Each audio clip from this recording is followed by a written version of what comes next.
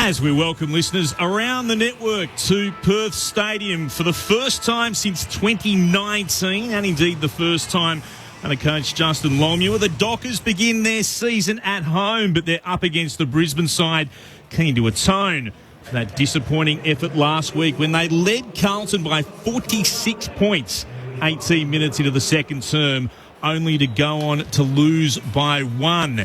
How will the Lions respond without a couple of their keys? No Lachie Neale, of course, out with some hamstring tightness, and Kitty Coleman missing for the rest of the year with an ACL, which is a terrible blow for Brisbane. Fremantle, they have a couple of club debuts today. Jeremy Sharp, the former Gold Coast player, also alongside Jeremy Sharp, Oscar McDonald, the former Demon and Blue, will be making his club debut for the Dockers. It's a warm day. 26 degrees, a couple of clouds in the sky, a bit of a breeze blowing across the ground, favouring whoever is running to the Farmer Freeway end. We just had the toss of the coin. Mitch Turner had his eye on it. Mitch. Harris Andrew for the Lions gets the first win of the day. The Lions will kick to the Swan River end, to the right of our broadcast position here. So opting to maybe go against what you just said, Clint. So coming home with it, which after last week. Actually, watching the warm-up, that sun is absolutely devastating for the forwards in that line, that end of the ground. So I think that potentially they're trying to make it a little bit easier going inside 50. I thought maybe they want to come home with the win this week after what happened last week, the Lions. A little bit of a different change. Let's head downstairs. Clint Wilden alongside Mitch Turner up in the broadcast box. Our experts, All-Australian Cara Antonio, Premiership Pine, Sharad Wellingham, Bridget Lacey, the other member of our broadcast team. Bridget, welcome. Thanks, Clint. Terrific to be here. It's just a glorious day for footy, as you mentioned, hovering around that 26-degree mark. And the surface, a fair bit of talk about that after some concerts in WWE, but it looks fine. The starting benches today for Freo, Sharp, Warner, Frederick and Banfield with Erasmus the sub, and for Brizzy, Robertson, Archie, McCarthy, McKenna and Lohman the sub.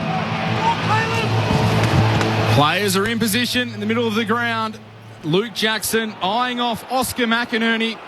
The wrestling was here a few weeks ago. There's two prize fighters in the middle of the ground as the ball goes up for the final game of round one.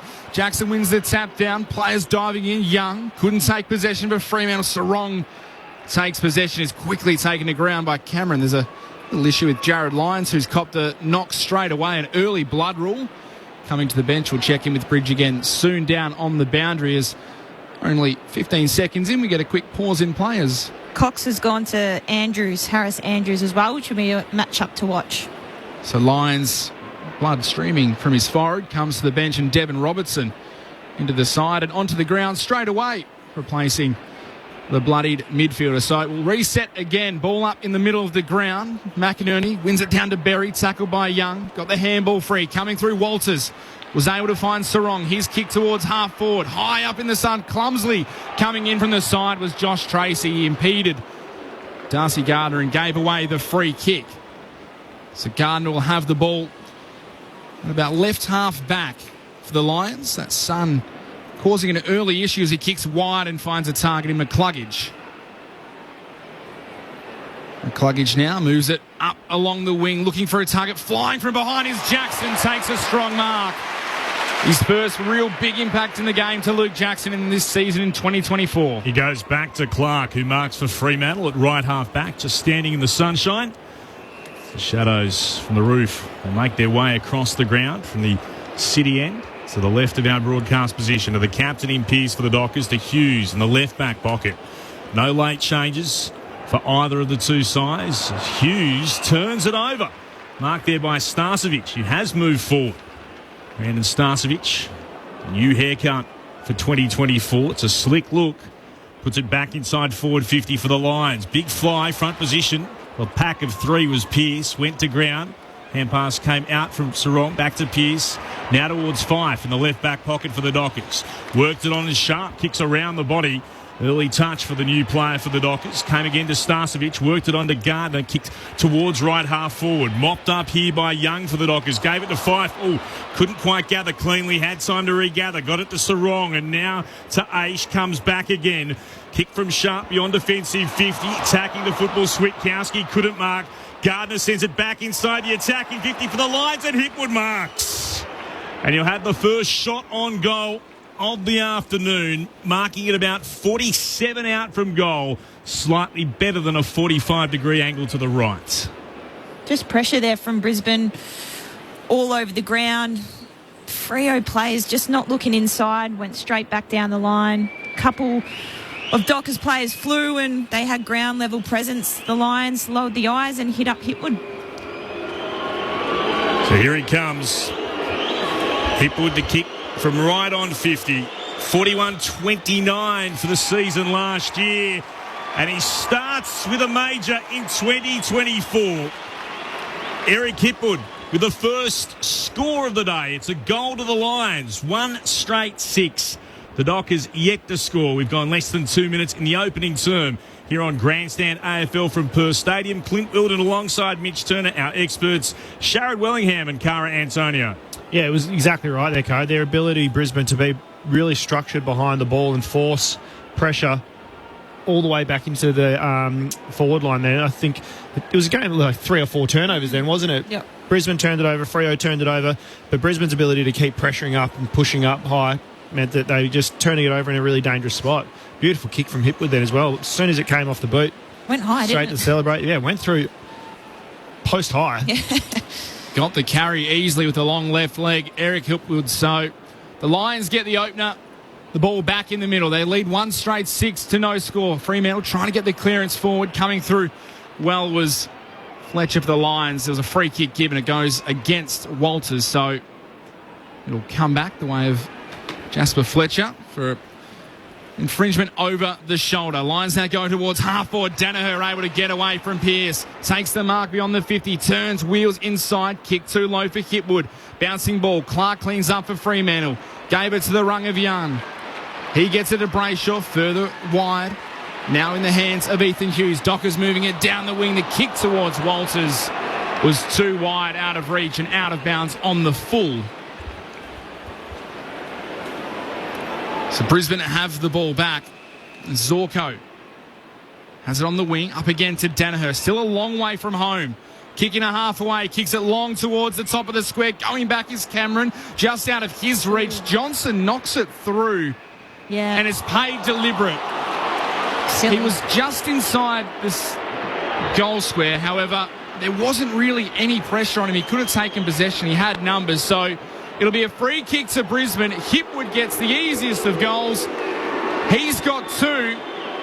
The fans don't like it. But the goal is given. Brisbane with a hot start here in Perth. They lead 2 straight 12. The Dockers yet to score. Mitch Turner here, ABC Grandstand Footy. Clint Wilden with me. We'll head down to the boundary. Bridget Lacey with an update. Yeah, you mentioned Jared Lyons came off with that blood rule. He's got the head patched up. He's got the taping around the head for the rest of the game, and he's ready to come back on. Just silly there. He did not need to knock it through. He could have taken possession, turn, and he was out. So right call from the umpire. Yep, spot on. Outside the goal square. Made no effort other than just to slap it through. Absolutely the correct decision, whatever the frustration for the Fremantle supporters is. Lions with the opening 2 goals. They're wearing the Fitzroy colours, their away colours today. The Regal line rather than the FFC on the front of the jumper. The Dockers in their home all purple with the 3 white chevrons as Jackson wins the tap down. Robertson couldn't gather, or big bump Young went into the side of McCluggage, and the set is being taken high. McCluggage to get the free kick. Pops up short with a little pass and finds Zorko. And then Young's been pinged again. Not getting back on the mark. The first was unfortunate. The second was there, which will see Zorko go inside forward 50. He's right in front of goal, and he should be able to kick the Lions from about 40 out. That was a bit of a strange one for mine because whoever was on the mark back outside the 5 and Young's come in. Here's Zorko looking for 3 straight goals to start proceedings for Brisbane, and he kicks truly from right in front. 3 straight 18 Brisbane. The Dockers are yet to score. Opening 7 minutes here on Grandstand AFL thanks to ABC Sport. Clint Wilden alongside Mitch Turner, our experts, Premiership player Sharad Wellingham, All-Australian Cara Antonio. So I think Ryan's he was late to come in. Ryan's not on the mark. He hasn't approached where Zorko's taken the mark, and Young's come from the side. It's, that's confusing for me because he's inside the 5 metres when he does approach. Isn't it coming from behind? That's the one that gets And me. close. He was almost within 5 metres. I don't know. You never know. It's a hard one, that one. 3 goals, 3 quick goals. I feel like if Fremantle had a possession inside the forward 50. No. Not one inside 50. The last 2 goals from sloppy infringement by Fremantle. The Lions lead by 18 points. Ball back in the middle. McInerney got it down to Bailey. He was in trouble. Gave it to McCluggage. Got crunched. Young gets it for Fremantle. Handball over the top to Frederick. Runs to 40. Steadies and sprays it to the left. He had time. He had space. Michael Frederick. It's a minor score, and Fremantle get their first point on the board. 0-1-1. Brisbane leading 3 straight 18. Lions in trouble here, Archie. Spinning out of it. Got a kick away. It was a good one too towards the outer side. Andrews brought it down. Moving it on to McCluggage. Kicks down the outer wing. Finds Danaher, who marks and plays on with a sweeping hand pass. It comes to Dunkley. Then to McCluggage again. The kick is inside forward 50. Here's Hipwood. Marking deep in the left forward pocket. He could have his 3rd goal in the opening 9 minutes. You can tell the way that Brisbane want to move the ball. It's quick. It's by hand. They've got runners. Obviously, with Coleman not in the side, clearly everyone is sharing that load on how they want to move from the back half of the ground, and not much Ethan Hughes could have done there. Fantastic hit up lead to Hipwood. He's got 2 disposals from 2 marks. He's currently got 2 goals. Eric Hipwood. He trots in from 45 metres out, tight in the left forward pocket. He's put this across the face of goal. It's offhand. It's been kept in play by Pearce on the behind line for the Dockers to Banfield. Then to McDonald, who goes beyond defensive 50. Out to try to mark was Amos. Can't see it into his hands. And ping for deliberate then, Gardner. They're hot on these decisions at the moment, the umpires. Gardner not doing enough to keep it in play, according to those in green, and it's a free kick for the Dockers. They've got it at left half back. Brisbane lead by 17. 10 gone opening term. Johnson in the pink boots kicks up the wing, but there's no one there for Fremantle but Harris Andrews. The Lions skipper shouldering all the duties today with no Lachie Neale alongside him. Handballs to the run of Leicester. His kick high towards half forward. Players go down in a tangle behind the pack, and it's a free kick. It's going the way of Joe Danaher. He wheels, plays on from 55. He loads up. He hooks it to the right. A minor score. 3-1-19 the Lions. 1 straight behind, 1 Fremantle. As Luke Ryan will bring the ball back into play. Got the peroxide hair again.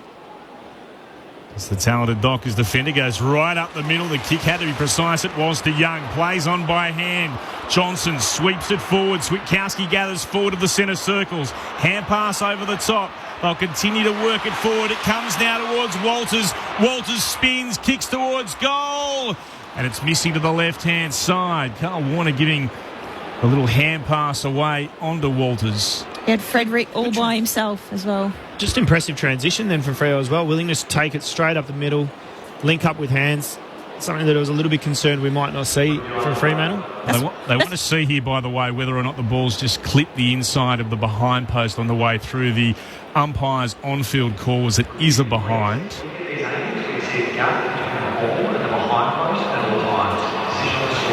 So they were right first time. It is a behind. The Dockers 2 behinds. The Lions 3-1-19. 11 and a half gone first term. Sorry, Carl. But we'll let the ball go out like that a metre in the You're right, game in Shaz. Adelaide today. You're right, Shaz, though. Last year when they were playing their best footy, they came through the guts and they were fast and quick. So it's a good start. Yeah. Kick out is short. Fletcher has it for Brisbane in the right back pocket.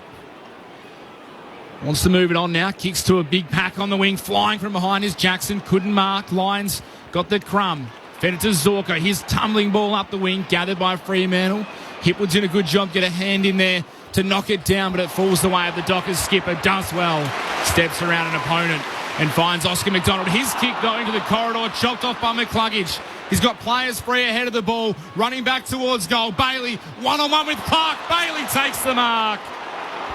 Just didn't engage early enough then, Clark, and when he did try, wasn't strong enough in the contest, not strong enough through the hips compared to Bailey, and his ability to, I suppose, pick the drop of the ball earlier than Clark there.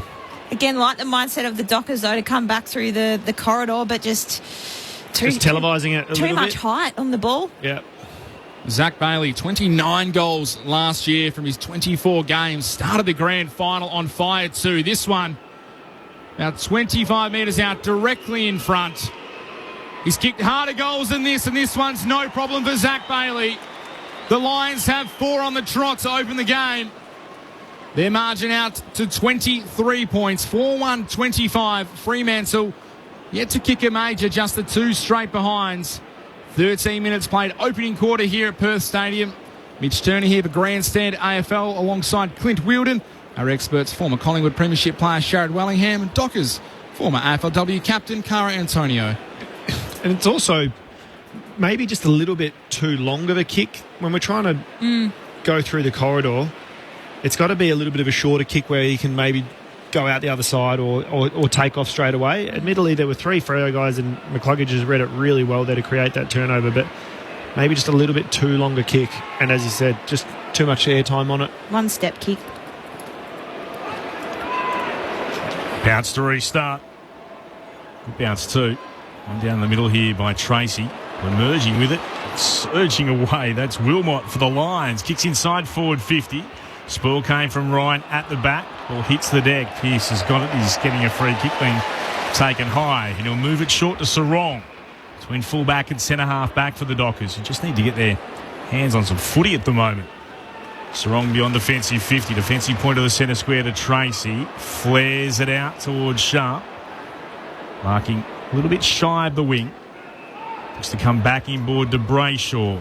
Brayshaw gets a kick over the top of Berry. He wanted Johnson, couldn't get to it. The ball tumbles across the boundary line for a throw-in. Earlier today, Melbourne by 45 over the Bulldogs and Port by 50 points over the West Coast Eagles. At the moment, the Lions by 23 over the Dockers. 15 gone in the first. Ball tossed back in on centre wing. Danaher and Tracy go to work. Tracy got to the front. It fell the way of Lions, though, for Brisbane. He got it to Zorko. His kick up the wing, chopped off by the Docker in James Age. Has the glove on the left hand. Has dealt with some hand issues in recent times. He found a target in Sarong. Gave the handball to Hughes. Another wobbler off the boot. Straight onto the chest inside the 50 of Harris Andrews. And Brisbane will rebound again. Rayner gives it to Zorko. His kick towards half-forward long. Going back is Pearce for Fremantle. Takes a great mark, as Cara Antonio says, going back with the flight. It's ping-pong footy at the moment.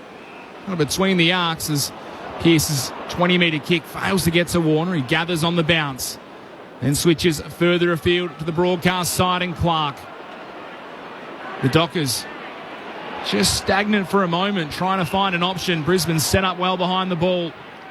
Clark eventually just has to go high, up and under to the wing. Working there is Amos Scott.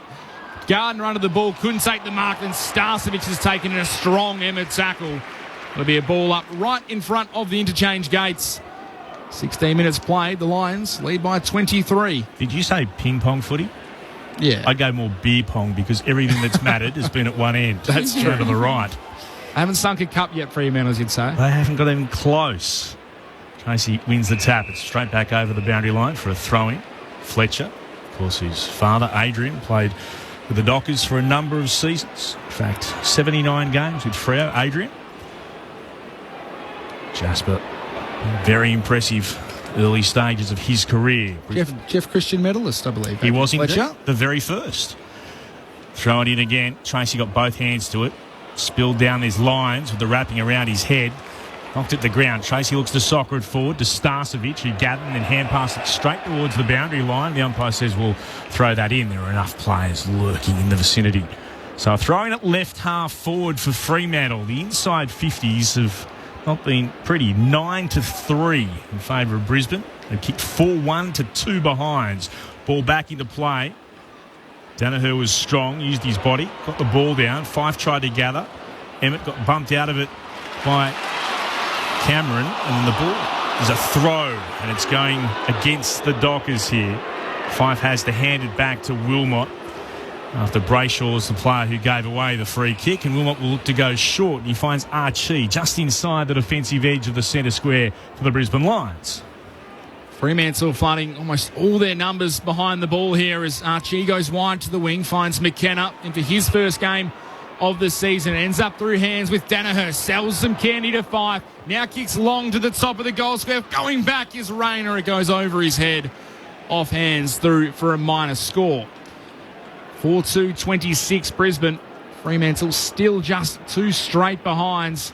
Played almost 18 minutes in this opening quarter here. Final game of round 1 here at Perth Stadium.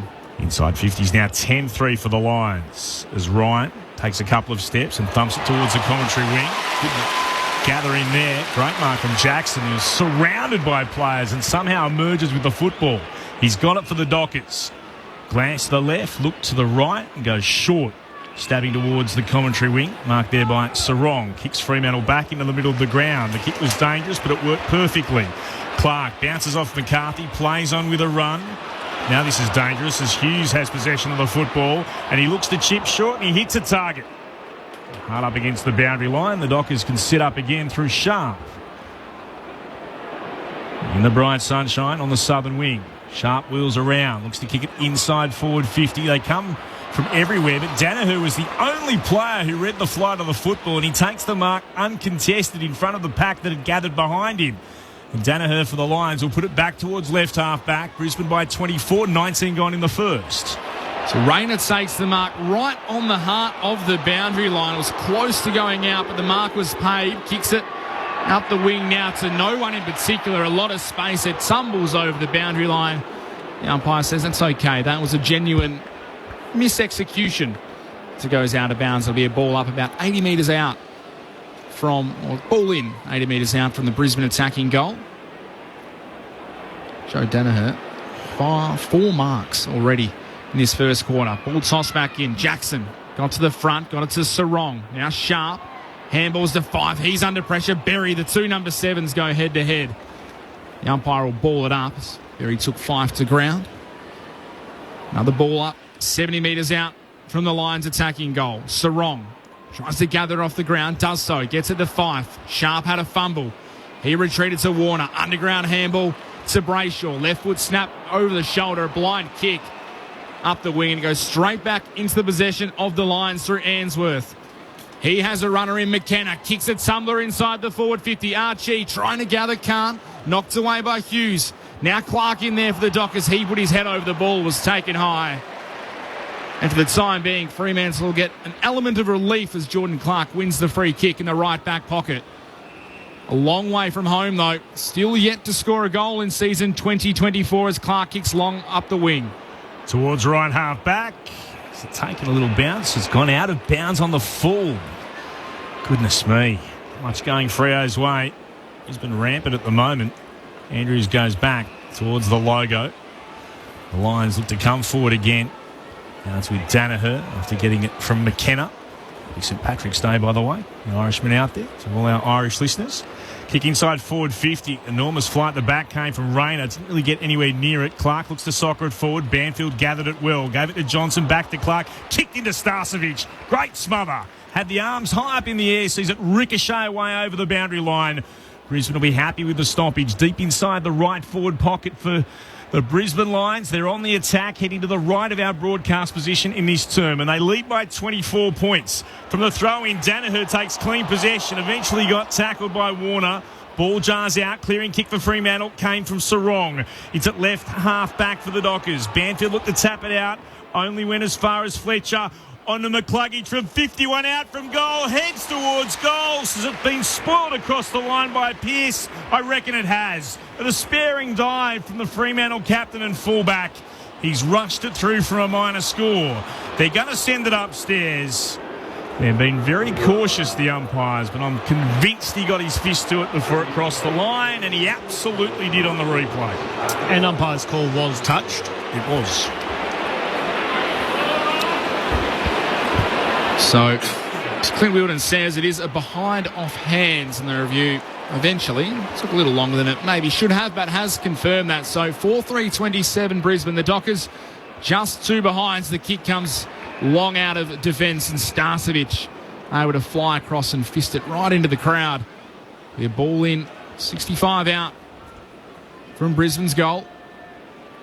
Fremantle won just one of their first 13 opening quarters to start season 2023. And this is very much looking the same today. The Lions looking to bounce back from that 1-point loss to the Blues last week. Ball tossed in. Players fly into the pack for it. Eventually ricochets to Sarong. His kick up the wing. Beat Banfield and Starcevic. Ainsworth flies back in. Taps it to Andrews, but he's taken in a strong tackle. Ripped to the turf. A little slow to get up, but he's okay. The Lions captain. The ball up right on the logo. Centre wing. Still plenty of time remaining in this opening quarter. McInerney takes it out of the ruck. It's a little dinky kick to a teammate. Couldn't take possession. Now coming through is McKenna. Clever underground handball to Bailey. Trying to shake the tackle of Fife. He was caught. Holding the ball. Advantage paid. Sarong ends up with it. Gives it to the run of 8. His kick inside 50 is a shocker. It stumbled forward. Never went anywhere. Landed on the chest of Wilmot. And another failed attempt inside 50 for Fremantle. As the Lions clean up with Andrews. Bring it outside defence to Dunkley. Dunkley wanted to play on quickly for a moment. Wasn't allowed to do so by Fife. He goes across half back towards right half back as Brisbane will set up once more. Dunkley through Andrews. Now to Danaher. This will be disposal 8 for Big Joe. Stand just forward of right half back. He'll kick towards right half forward. 2-on-2 battle. The hands of Rayner. Spills down again for the Lions. McCarthy's kick was smothered. Well done, Johnson. McCarthy got it back. Got a hand pass again to McKenna. McKenna from right half forward. Wobbles a kick inside forward 50. Ryan, cool and composed, takes the defensive mark in the left back pocket. Still Brisbane's lead. 4-3-27. The Dockers 2 behinds. 24 gone. Opening term. Grandstand AFL thanks to ABC Sport from Perth Stadium. Ryan called to play on, kicks long towards the wing. Andrews spilt the mark. Banfield for Fremantle, cleans it up, gave it to Swikowski and he was buried into the turf. Strong tackle by McCarthy. The umpire had played advantage. Swikowski took it and McCarthy drove him with a pile driver into the turf and wins the free kick back for Brisbane. Now kicks up towards half forward. Jackson with the best position, couldn't get to it. Ball comes off hands, diving in with the lines of McKenna. He got it chopped off. It ends up with Pearce for Fremantle. Handball inside to Banfield. Now Fife has to gather. Tackled by 2. Managed to get the hands free to Young. Young running in circles on the wing. Has to get away from Leicester. Did so eventually. Got the kick on the bounce towards Emmett. He has a fumble inside the centre square coming in late. As Lions and Wilmot gave away the free kick. So Thomas Emmett has the ball for Fremantle. Nothing up the field. Goes short and sideways to James Aish. Just forward of the centre circle. He has to go wide as well. Out to the far wing. Ryan has come all the way up from defence. 70 from home. Loads up towards the top of the square. Coming across is Bailey. Good work. Got a hand in. Now McKenna in his own defensive goal square. Takes a bounce, the Irishman. And a second. Has Frederick bearing down as he kicks long towards the wing. McCarthy and Johnson in a tussle. McCarthy can't take the mark, but a free kick will be paid for a hold against Johnson. Brisbane 4-3-27. Fremantle 2 behinds. 26 gone opening term. Brisbane, like they did last week, stormed away in the opening term. I'll be well aware, though, of how they gave up a 46-point lead to lose by 1 to Carlton.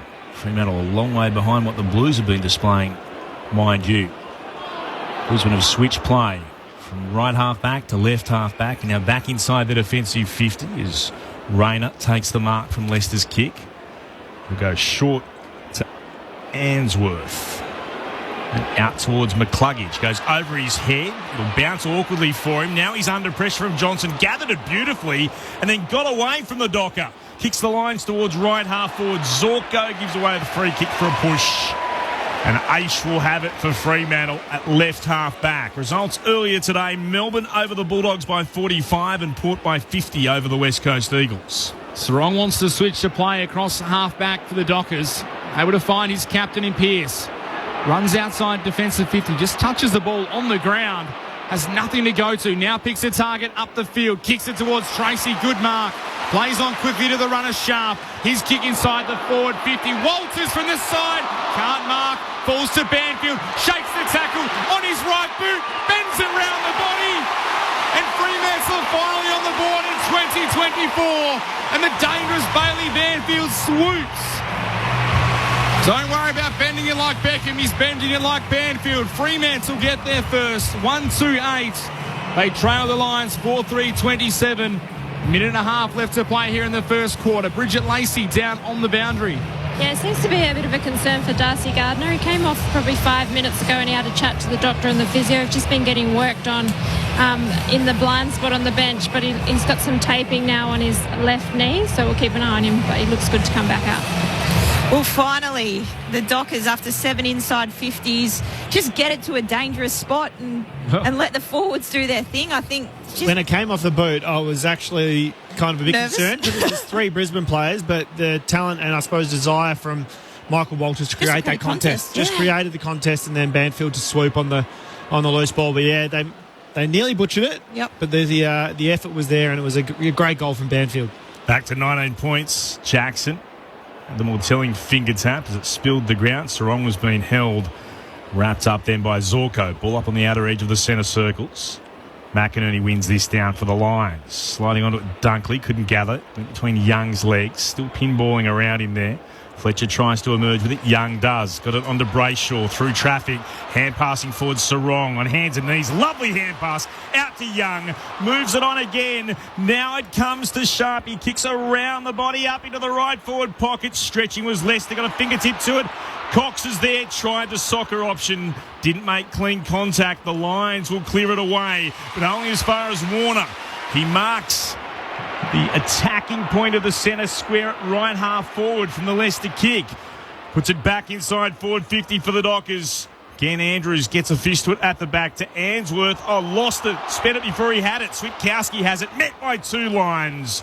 He's locked in line with the right hand goal post. No more than 15 out from goal. Ball up, 15 metres out from the Dockers' goal. Switkowski takes the roving off the tap, snaps it over his shoulder. The Dockers get 2 in a row. They couldn't have come at a more needed time. They left it late, but Switkowski gets their second. 2-2-14, the Lions 4-3-27. Dying stages of this opening term. Margin back to 13. Sam Switkowski, always so active around those forward 50 stoppages, gets it done. Well, Oscar McInerney couldn't even go and compete in the ruck. One of his players got in the way, and then just well done by Switkowski to just on the move nudge his player under as well. Yeah, just staying mobile and dynamic at those forward 50 stoppages is so hard for a defender, isn't it? I think you just more often than not are able to create something if the ball is lucky enough to pinball your way. Back-to-back goals for the Dockers after the Lions kicked the first 4 from the restart. Jackson got a touch on it, spills to ground. It's going to be locked in. Diving on top, Bailey, and then tackled immediately by Young. Umpire says we'll throw it aloft. Getting first to it, well done McInerney. Got it back to Fletcher, threw it on the boot. Kicks inside forward 50 for the Lions. Pearce can't take the mark. Did he get a little nudge? Umpire says play on. Under real pressure here, McDonald came off the side of his boot. It was okay. It was marked just before it crossed the boundary line by Johnson at left half back. Great start from the Lions. Reasonable response very late from Fremantle. 2 much needed goals. And there's a bit of push and shove here going on as Fife is met by a number of Lions. They've surrounded him. Eventually the Dockers will get some support in their former captain, but unhappy with potentially that incident early on where Lions had to go off the ground for the Lions. And still there's push and shove going on out of all this. Starcevic gets told to go away by a couple of Dockers, and McInerney said something to Tracy. Now they've eventually been able to split the 2 groups. There's still a chance for a spot fight here or there as the last remaining stragglers make their way past each other on the centre logo. Now it's all said and done, but yeah, Fife certainly met by a couple of Lions out of all of that. The jumper's been pulled, the collar's a little bit stretched. It is quarter time. Brisbane 4-3-27. The Dockers 2-2-14. The goal kickers for the Lions. Hipwood's got 2 singles to Zorko and to Bailey. While for Fremantle, Banfield kicked their first and then getting their second, Switkowski. Brisbane 4-3-27. The Dockers 2-2-14. Wherever you're listening on ABC Radio, News Radio and Sport Digital, and of course streaming on the ABC Listen app. Look for the AFL Extra button. Thanks to ABC Sport, this is Grandstand AFL.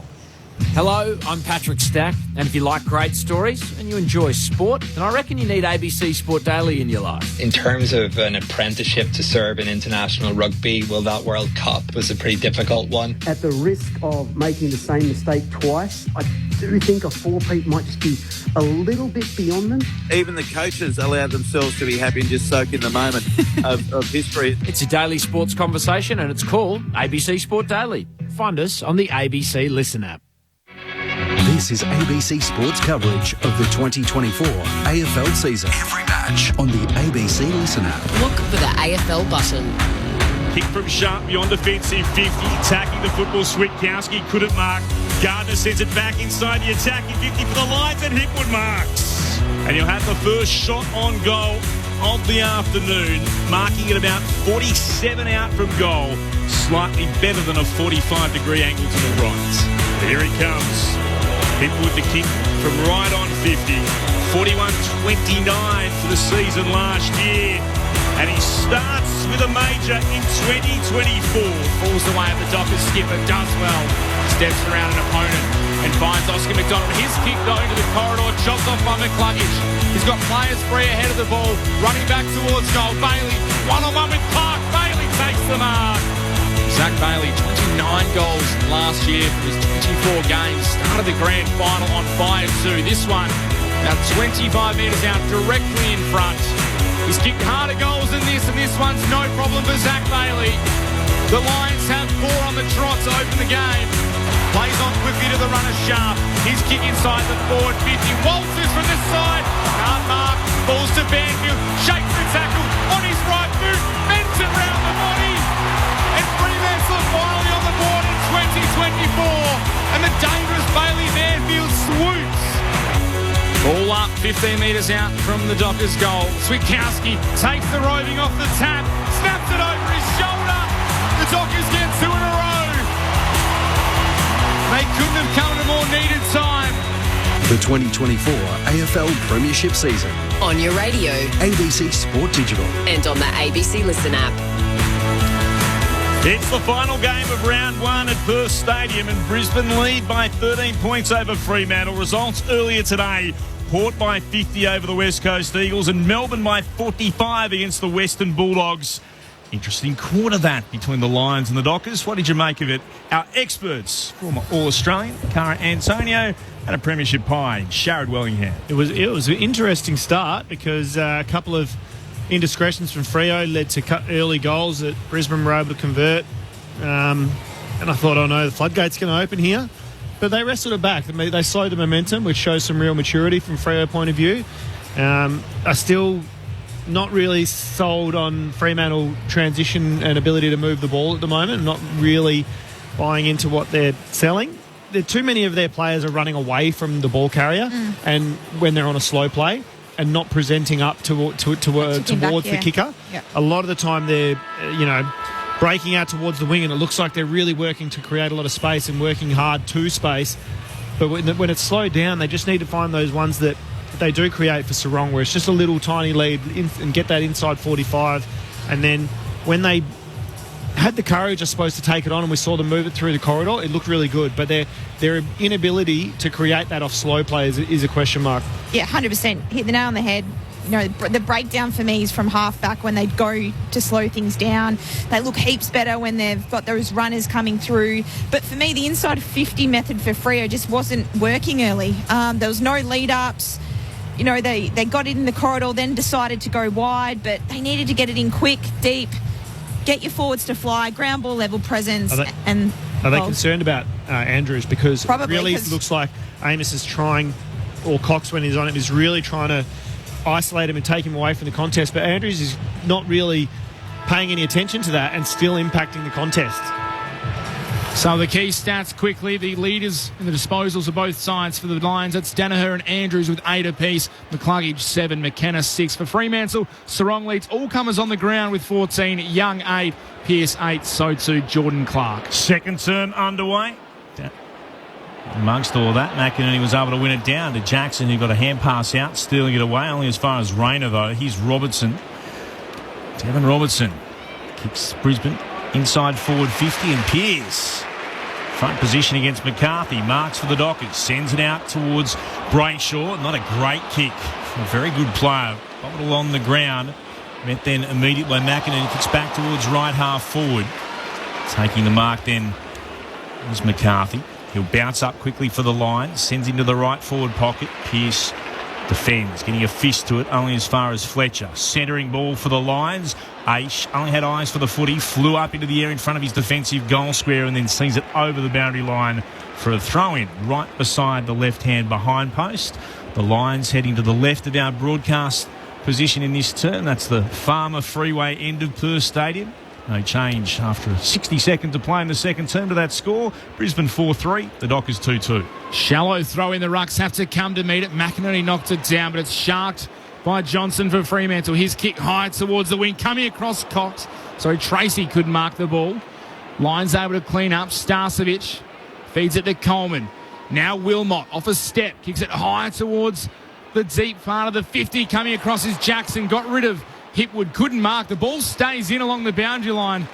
Jackson, a long looping handball to a dangerous spot. And Ryan has no option but to kick it outside defensive 50. Frederick, one-on-one with Fletcher. Can't take clean possession, then tries to soccer it to his advantage. It's into the space of McCluggage, though. He runs into trouble. Has support out wide in Fletcher. He's able to chip it inboard. And McKenna now. Dunkley, able to clean it up, find Danaher. He's still a kick and a half from home. He's had the ball out here a lot. His first quarter and a bit, Joe Danaher, as he goes short, looking for Dunkley, chopped off. Well played by Brayshaw. Got a hand in there. Now Sarong kicks up the wing for Fremantle, but it's straight down the throat of guess who? Harris Andrews. He goes inboard to Lions. Lions stabs the pass forward to Zorko. Zorko from the logo. Southern wing into the right forward pocket. McInerney came from the back, leapt into the pack, couldn't mark, spilled down to Hughes. Hand pass to Ryan of the Dockers. Now to Frederick. Hand passes back to Ryan. Did well to gather. Ball's behind him. Dragged it in with the right to try and find Brennan Cox. Couldn't mark under pressure up against the boundary line. Off his hands, it'll be a throw in. I had a long look at the impact between Fife and Lyons very early on. Fife does make contact with his hip to Lyons' head, but he had no idea that Lyons was there. I don't think there's much in it, despite the way that the Lions went after Nat Fife. And the restart. Tackled the ground then was McInerney. Dockers fans here wanted holding the ball. Wasn't going to be the case. He win it down a second time from the restart. Young went underneath it. Fletcher tries to gather. He got tackled and lost it. No prior. Still on the deck, just on the outer side of the logo. McInerney gives it to Lyons. Now Brisbane work it forward to McCluggage by hand. He'll get a kick inside forward 50. And Luke Ryan in the best spot should have probably marked it. Not often you see Ryan, who is a very good defender, former All-Australian dropper, mark like that. It spilled off his hands and gone over the boundary line for a throw-in. It was a good defensive spoil from Hipwood, actually. Oh, was it? Yeah. Ball to be put back into play. About 45 out from Brisbane's goal. Spills down to Aish. Gets a kick away. Wilmot couldn't gather. Still there to be won. Frederick might have got a nudge in the back from McKenna. Umpire says play on. Sarong picks it up for the Dockers. Sweeps a hand pass into the middle of the ground. Leicester met it at pace. Took on Switkowski. Got a hand pass away. They work it out to Andrews now from Leicester, the Lions. Trying to slide to take the mark with Zorko. Had time to bounce back up off the turf and moves it to McCluggage. He's just at right half forward for Brisbane, who lead by 13 points. All the players starting to flood back into Brisbane's forward 50. McCluggage goes to the pocket. The Danaher direction. Pearce able to get a fist in this time. Danaher already with 7 marks for the game. We're just 4.5 minutes into the second quarter. The lead still 13 points to Brisbane. Started strong last week, though. As we know, faded to lose by a point against the Blues. Tap comes off hands. Fife takes possession. Tackled straight away. Will reset again in the forward 50. This time a ball up. McInerney to do the ruck work against Jackson. McInerney gets the tap straight down to Ryan for Fremantle. His grubbering kick outside defensive 50. McKenna the first to get there, trying to shake away from the two Dockers. Just steps over the boundary line. The umpire says that's okay. Trying to turn around and go back in an attacking direction. Just casually stepped over the line, but we'll have a ball in. Just forward of centre wing for the Lions. McInerney again to front position, knocks it down. Young comes through for Fremantle, breaks the first tackle, couldn't break the second, caught holding the ball. Lions with that bandaged up head. Wins the free kick, goes wide to Zorko. Still a kick and a half from home. Now kicks long towards the pocket. Danaher's going back, got away from Pearce. Pearce got back late, made the spoil, no whistle. Then Danaher snaps out of the pack. Aish had a fumble, got caught. Handball's in trouble and knocked her off the ground by McDonald. In a panic, the ball will come back though. In the back, maybe? Yeah, it's going against Lincoln McCarthy to James Aish for a push in the back. Just followed through on the tackle. So James Aish will win the free kick. The former Lion and Pie will bring the ball out of defence for Fremantle. Looking for Walters, but it's cut off by Starcevic. He gets told to play on. Starcevic kicks back towards full forward. Danaher with eyes on the football. Coming the other way was Pearce. Neither could take the mark. Knocked out the back. Danaher gathers again. Threw it on the boots. He misses right. He's kicking from about 35 out in line with the left hand behind post. It's a minor score. 4-5-29 to the Dockers 2-2-14. Brisbane in front. 6 and a bit gone in the second. Fremantle able to work it out through a series of short kicks, and Brayshaw has the ball looking directly into the sun. Still inside defensive 50. Now eventually plays on. Looking for a target on the wing in. Cox was able to get rid of his man in Andrews and take the mark. That's a win for the defender playing forward today as he chips inside. Trying to get back towards the corridor. Hughes able to take the mark down low. Kicks towards the 50. From the back was Gardner getting a fist in. Fell though to Brayshaw. His chip kick inside the forward. 50 finds Jackson. Marks tight. Just on the left-hand side of the goal face. Left-hand pocket. Will have to go around the corner. He's only about 10 to 15 metres out from the goal. Should be able to step around the ruckman. Put this through for Fremantle's third. Shouldering the ruck duties today in the absence of Sean Darcy. Jackson steps around, curls it through. The Dockers cut the margin back to 8 points. They get the opening goal of the second term. And Fremantle 3-2-20 trail the Lions 4-4-28. Early on in the second term, 8 minutes played. Mitch Turner here alongside Clint Wilden for ABC Sport, our experts. Former Pie, Sharad Wellingham. And former Docker, Cara Antonio.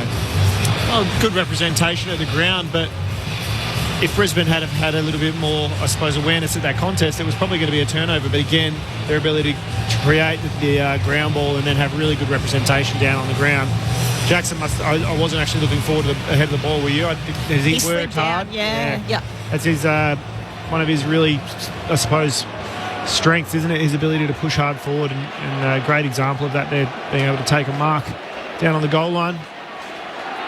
Caleb Sarong has been busy for Fremantle. 17 disposals. Leads all comers by 6 touches at the moment.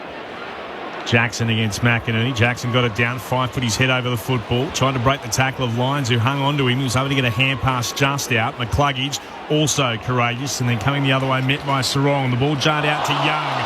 Hurried kick forward. Switkowski was infringed. Wilmot giving away the free kick. Got him high.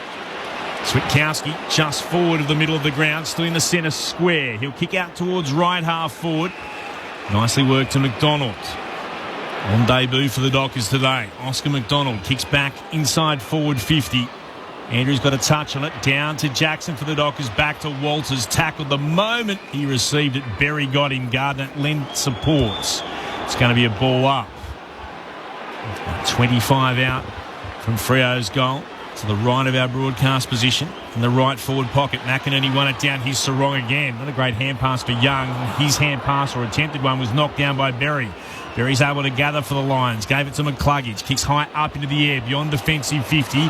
Tracking the ball back and unable to mark was McDonald. Hacked out of there by Bailey for the Lions. Only as far as Pearce. Sends it back once more inside forward 50 for Fremantle. Big fly came from Tracy. Didn't get anywhere near it at the back. Ball's still there to be won. Players pile on top of it. Still inside the Lions forward 50. It'll be a ball up. Brisbane's lead 8 points. 11 gone second term. Grandstand AFL at Perth Stadium. Clint Wilden alongside Mitch Turner in commentary. Ball up 45 out from the Dockers goal. Jackson palmed it down to Switkowski. Can he finish for a second? No, he can't. He can't bend it back far enough. It's a minus score. 3-3-21 Fremantle. 4-4-28 the Lions. 7-point margin, 11 minutes played, second term. Starcevic with it in his defensive goal square for Brisbane. Kicked the opening 4 goals, Brisbane. Haven't troubled that part of the ledger since the 13-minute mark of the opening term as their kicks beyond their defensive 50 and the Dockers have numbers at right half forward. Sarong got it onto Clark. Kicks it towards full forward. Lester flew into the air. Tapped it two-handed straight towards the boundary line. Umpire will spin it in. 20 out from Fremantle's attacking goal at the city end of Perth Stadium. 7 points Brisbane's lead. 11 and a bit gone second term. Footy being played in Fremantle's forward arc so far in this second term. Ball spun back in. Jackson got to the front, trying to work it over the back. Only as far as the Lions. McCluggage running through, able to clear for Brisbane, but only as far as Luke Ryan. Takes the mark unopposed. Now looks to switch play across the centre square. Finds the recruit in Sharp. He wants to go back the way it came. Finds Hughes. Just backward of the centre circle. Every player on the ground ahead of him. All 36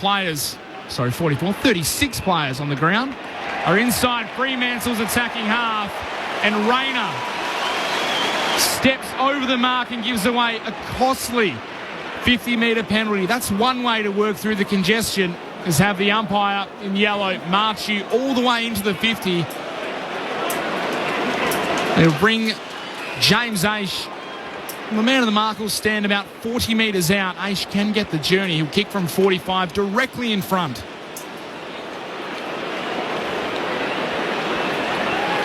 James Aish came to the Dockers a few seasons ago via the Pies. The Lions before that. Kick is on the way, leans back on it, but just hits the right upright. For a moment it looked like it was going to squeeze in, but it bangs into the woodwork. A minor score, 3-4-22 the Dockers, 4-4-28 the Brisbane Lions. McKenna to Berry to Answorth, who marks in the left back pocket. The Shadows here at Perth Stadium. The kick is towards the commentary wing. He's at the back, got hands to it, couldn't mark it, spills down. Tracy tackled by Robinson, got it out to Berry eventually. Nicely done to McCluggage. Then the Lions. On in turn comes to Dunkley, kicks towards left half forward. Couldn't find Hipwood. The Dockers can clear. They throw it on the boot. Lands as far as Brayshaw, and he's tackled. It might have been had without holding the ball, the call then. Comes quickly to Danaher, and that's a great smother. Switkowski diving across just as Danaher was trying to put it from 51 out towards the top of the goal square. Switkowski at full stretch. Danaher was picking his spot. A great smother from Sam Switkowski. The 1%ers. That's worth 100% effort. That's why he's in the Fremantle leadership group. Sam Switkowski, as the shallow throw-in will get recalled.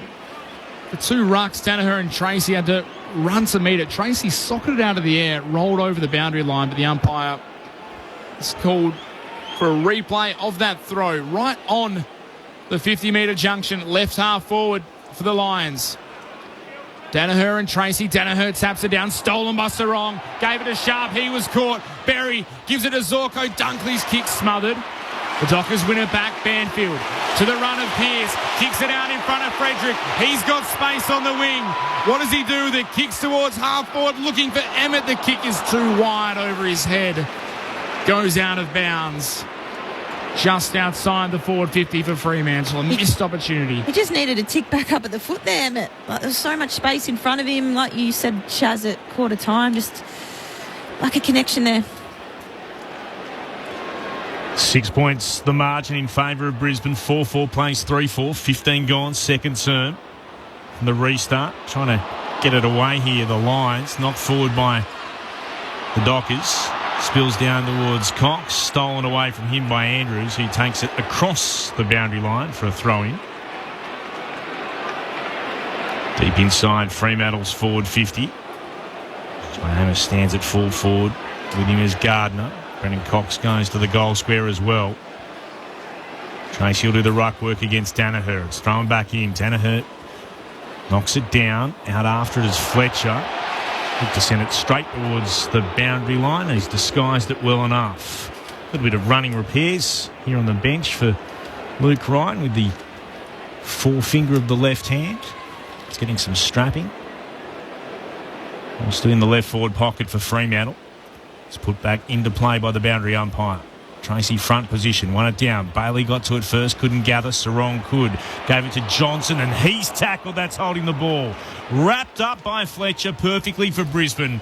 And they get the free kick. Their lead remains 6 points, 16 gone in the second term here at Perth Stadium. Grandstand AFL thanks to ABC Sport. Fletcher kicks long up the wing. Pack forms at the back was Tracy, but Pearce was strong in front. The Dockers captain really warming into this game, starting to take some important marks. The kick, though, not a good one. Tried to bring it back into the corridor, missed the target. Aish knocked it to Sarong. Disposal number 23. Kick inside the forward 50. Gardner couldn't mark. Knocked away by Cox. Switkowski's handball was stolen. The kick outside defensive 50 came from Dunkley. It'll be coming back, courtesy of Jeremy Sharp. So the Dockers through Sharp, send it back inside attacking 50. Going back was Tracy, couldn't mark. McKenna sidesteps, got caught. And the follow-up from Tracy was good. Stripped him of the ball, wins the free kick. There's a bit of feeling between the players. Tracy will go back, kick from the slightest of angles, about 35, 40 metres out. Jeez, that was a big tackle. Slammed him as he came up off the ground as well. I'd love to know what he weighs. I'm not 100% sure, Josh Tracy, but he's a big lad. They call him the Big Kahuna. This will be a big-time goal if he can finish. He does. He levels the scores. Fremantle have kicked 4 in a row. They respond to the Lions opening the game with 4 of their own. And it's all tied up here at Perth Stadium. 4-4, 28 apiece. Just under 8 minutes left to play. It's Turner here alongside Clint Wheeldon, ABC Grandstand AFL. Our experts, Sharad Wellingham and Cara Antonio. Well, we saw glimpses of this last year with Tracy. Presents up at the footy. Great contest there, but then the follow-up tackle, most importantly, he goes back and kicks the goal. So a great start for his 2024 season, Josh Tracy. Yeah, I love seeing that from a forward. Ability to be in the contest and then impact directly after it. It's awesome, isn't it? Solid tackle. Absolutely. I'm a bit concerned Crunched for, McKenna. I know McKenna's tough, but that knock into the ground. Well, he is tough, McKenna, but yeah, that was tough to watch. Came down again to Fife from the restart. Got it to Brayshaw. Back to Fife. Hand pass to no one in particular. Knocked away here by the Lions.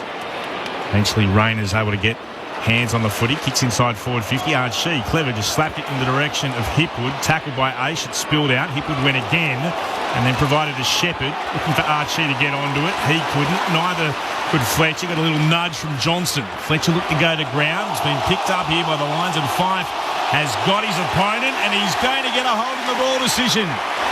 That's the second time McKenna's been tackled and seen the Fremantle player rewarded with a free kick. This at the opposite end of the ground. It goes to the former captain in Fife. He's got it at right half back for the Dockers. Fife, spearing kick up the wing. Good fist in there from Dunkley to work it away from Walters. Fell the way of Hipwood. Shares it with Archie. Archie's kick towards half forward. Bounces off the hands of Charlie Cameron, who's been One incredibly touch. quiet. One touch, as Cara Antonio says.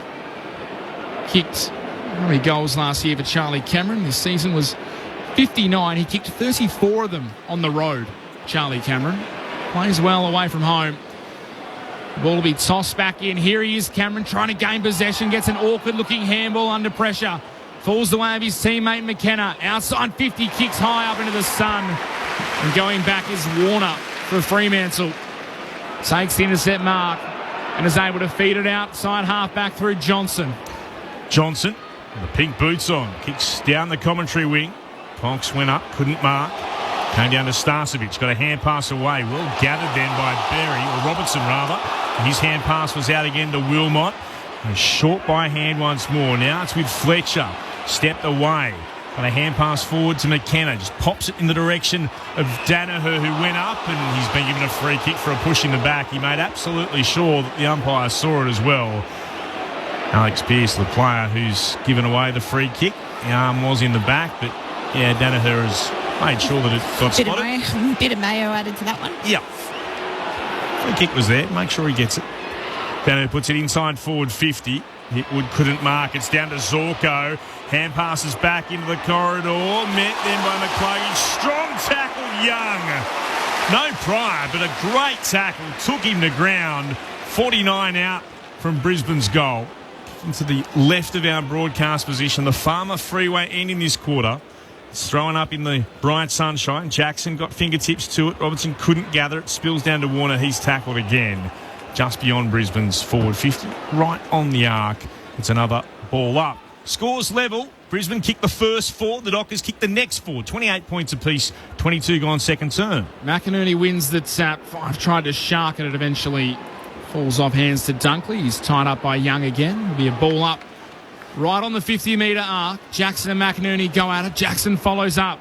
Handballs off hands. Knocks to McCluggage. He's taken a strong double tackle by Switkowski and Walters. Drag him towards their own goal. The ball back now in the centre square. Their ball up again. McInerney and Jackson. McInerney just slaps the ball forward. Coming through is Warner. Overran it. Ace for Fremantle. Gave it to Brayshaw. Had the runner coming past in right. His kick out towards the wing's a good one. Bailey Banfield able to roll around on his left. Plays on. Now kicks inside the forward 50. Going back is Gardner. Got a fist in. Spills over the back though. Walters under pressure trying to gather. Wilmot was there. The ball comes off hands, goes out of bounds. No. Michael Walters has knocked it into the Brisbane player's foot. He has too. So the crowd, as you can hear as well, just realising that it's out of bounds on the full. It's picked up by Sharad Wellingham and Cara Antonio. Michael Walters is deep in the left pocket. The wrong side for a left footer. He'll go on the right. He's a talented player, Michael Walters. He can do just about anything. And for the first time today, Fremantle hit the front. 5 straight goals. 5-4-34 the Dockers. 4-4-28 Brisbane. Fremantle lead by 6. 23 minutes played here in the second quarter. Grandstand AFL on ABC Radio, News Radio, Sport Digital. Of course, streaming on the ABC Listen app. Premiership high, Sharad Wellingham, former Dockers AFLW captain Cara Antonio. Well picked up, Shaz. Yeah, well, he's a very intelligent player. He is, and cheeky. So he might have been trying to keep it alive. He might have been trying to knock it into the opposition boot, but whatever he was trying to do, it worked out. His skills were able to convert there. Beautiful. We were just chatting about that, you and I, this morning in the office when Tom Cole tried to do it for West Coast and said, that's clever, that. Maybe Michael Walters is watching. That's all the handball games. You practice all that kind of stuff. Whether he meant it or not, I wouldn't put it past him that he absolutely meant that, Michael Walters. They've got the result, and the Dockers have got the lead, and they win it 2 out of the restart. Young gives it to Brayshaw. Now working it on to Ryan. Kicks the right half forward. Strong mark. Out is Tracy. He's about 70 from goal. He looks to pop it into the right forward pocket. Amos! Haven't seen much of him today. His first possession, he led out strongly. That was honoured by Tracy. And he'll kick from the right forward pocket from about 45 out. It may have been his second or third attempt at that lead too. They really created the space and then had the patience for him to open it up and be all on his own there, Tracy. It was a beautiful kick into the space that they had created. We were sitting here going, there's a pocket there, and beautifully worked into. Looks like a forward now. Jai Amos has put some weight on, put some muscle mass on. Still got that awkward-looking approach, but it's dead straight. It's gun barrel highway straight, that kick. And the Dockers, after conceding the first 4, have kicked 6 unanswered goals as Amos puts his name on the goal-kicking list. Jai Amos, who last year was their leading goal kicker. 41-17, his first disposal in 2024 as a major. The Dockers, 6-4-40, Brisbane 4-4-28, 25.5 gone in the first. It was their 10th inside 50 for the quarter and their second mark for the quarter. They didn't have any marks inside forward 50, the Dockers, in that first, and it just shows a bit of patience, a bit of connection, be able to lead back up at the foot. Brilliant kick, love his style. It's awkward, but it works for him, and what a talent. I'm really impressed with the amount of time he's obviously put in the gym as well. He's looking super strong, as you said, Clint. The Freo faithful have found their voice in this second quarter. Brisbane struggling to stop the momentum. Ball back in the middle. Sarong coming through again. Gets another handball. Disposal 24. Found 5. He kicks inside the forward 50. Knocked away by the Brisbane defender. Fouled away on McCluggage. He got caught, but it was high. Young just getting him above the shoulder. McCluggage will win the free kick at half-back. Kicks wide to the wing, looking for McCarthy or Rayner. McCarthy takes it on the bounce. Gets some support from Rayner in the form of a block. Now kicks up the wing. Good mark taken by Lyons in front of Fife. Goes slightly further into the corridor. Finds Dunkley. He handballs to the runner McCarthy. Kicks inside the forward 50. Pearce v Danaher. Couldn't take the mark. Pearce knocks it away. Danaher followed it up. Cameron Sockers off the ground. Through the left boot at it. Couldn't get it straight. Misses across the face. The Lions 4-5-29. Fremantle 6-4-40. 11 points the difference. The Dockers move it into the right back pocket to Ryan. He stabs it short back inboard. Here's Hughes. Spots Pearce, who marks. Chance to play onto the outer side. Pearce goes that way with the kick. Waiting for it sharp. Sweeps the hand pass forward. It bounces to Banfield. He gathers. Answorth tries to come to him, running by those sharp. Receives the hand pass for Fremantle. Puts the ball to the left forward pocket. Fife battling away here against McKenna. McKenna takes possession and then one step over the boundary for a throw-in. 30 out from Fremantle's attacking goal. They lead by 11. 6-4 plays 4-5.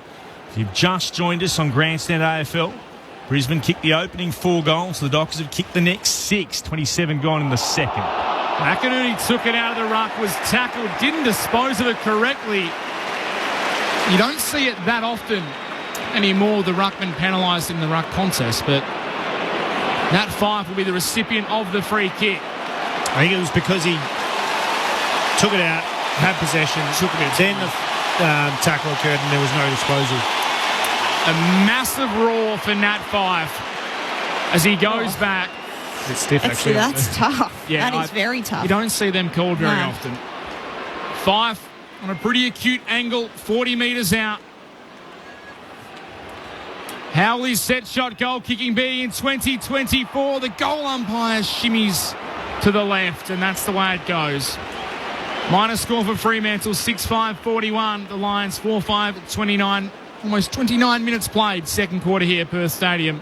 Grandstand AFL. Here's Wilmot. Short to McKenna. Gets told to play on. He's in the right back pocket. Goes short to Berry, who marks. Amos closes him down quickly. Berry's got an option across the face of goal. The Gardner, who marks, and will go short again. Waiting for it. Lines just far enough to be a mark. And moves it on now and finds Dunkley beyond defensive 50. Left half back. Oh, tried to hand pass up into the air. That didn't go the way he was hoping at all. Tracy looked to knock it down. Ricocheted away, though. Wilmot's able to get it. Sends it into the middle of the ground. Two Dockers impede each other. Warner coming one way. Pearce was the other. They'll get it again here, Fremantle. Well done by Clark. Trying to hand pass it back into traffic. And then it's been locked in Attacking the football, Rayner. Hughes got him, and then Sarong coming the other way. There's going to be a ball up. Sarong now with 24 disposals. Goodness me, absolutely shining in the middle of the park, and now he gets another kick away again from the stoppage. Able to get it to Frederick. Took it on the bounce, trying to get the handball to Sharp. Sharp managed to tap it back towards Frederick. Dances on the spot. High left foot kick inside the forward 50. Leicester in front. Couldn't take the mark. Gardner now tackled. Switkowski has him, no prior. The fans are up and about. It'll be a ball up. 30 metres out from Fremantle's goal. Less than a minute to play. So Sarong's got 25 touches. The next best, Ryan, for the Dockers with 15. Coming through is Walters off the knock. Couldn't take it. Players diving in. Leicester tries to tumble one outside the 50. Just go over the head of Frederick, but it ricocheted off McCarthy. Frederick takes it. Snaps towards goal. It's well across the face. Out of bounds on the full. The Dockers peppering the goals here, but Brisbane will retake possession in the dying stages of this second quarter. They trail the home side by 12, and Jared Berry will bring the ball back into the field of play. So Berry to a pack at left half back. Lineup was up, came off the side of his hand. Bailey Banfield's there. Goes back to Hughes, comes back again. Shy of the logo commentary wing. Luke Ryan marks. He'll send it into the middle of the ground. That is a good kick. He spotted Clark, goes up the corridor towards full forward. Huge fly, Jai Amos. Jumping Jai brings it down. He's right in front of goal. He'll go back and kick from no more than 35 out. Oh, it's funny, Carl. I was sitting here going, not long left on the clock. Let's keep it skinny. But Luke Ryan's decision to take that kick through the corridor was absolutely brilliant. Clark's quick face up or turn back towards forward of the play, and then a spectacular mark from Amos. Wanting to become the Dockers' first multiple goal kicker of the game. Jai Amos from right in front sends it on its way. The Dockers have kicked 7 unanswered goals. And Fremantle come from everywhere to celebrate with this promising youngster. That's half-time. What a response from Fremantle. Their coach, Justin Longmuir, arguably one of the men under most pressure in the competition going into this round. How would he have been feeling trailing early on when Brisbane had kicked the first 4? He'll be feeling better at half-time. The Dockers will go into the main break. 7-5-47 to the good over Brisbane's 4-5-29. Their lead is 18 points here at Perth Stadium at the major break.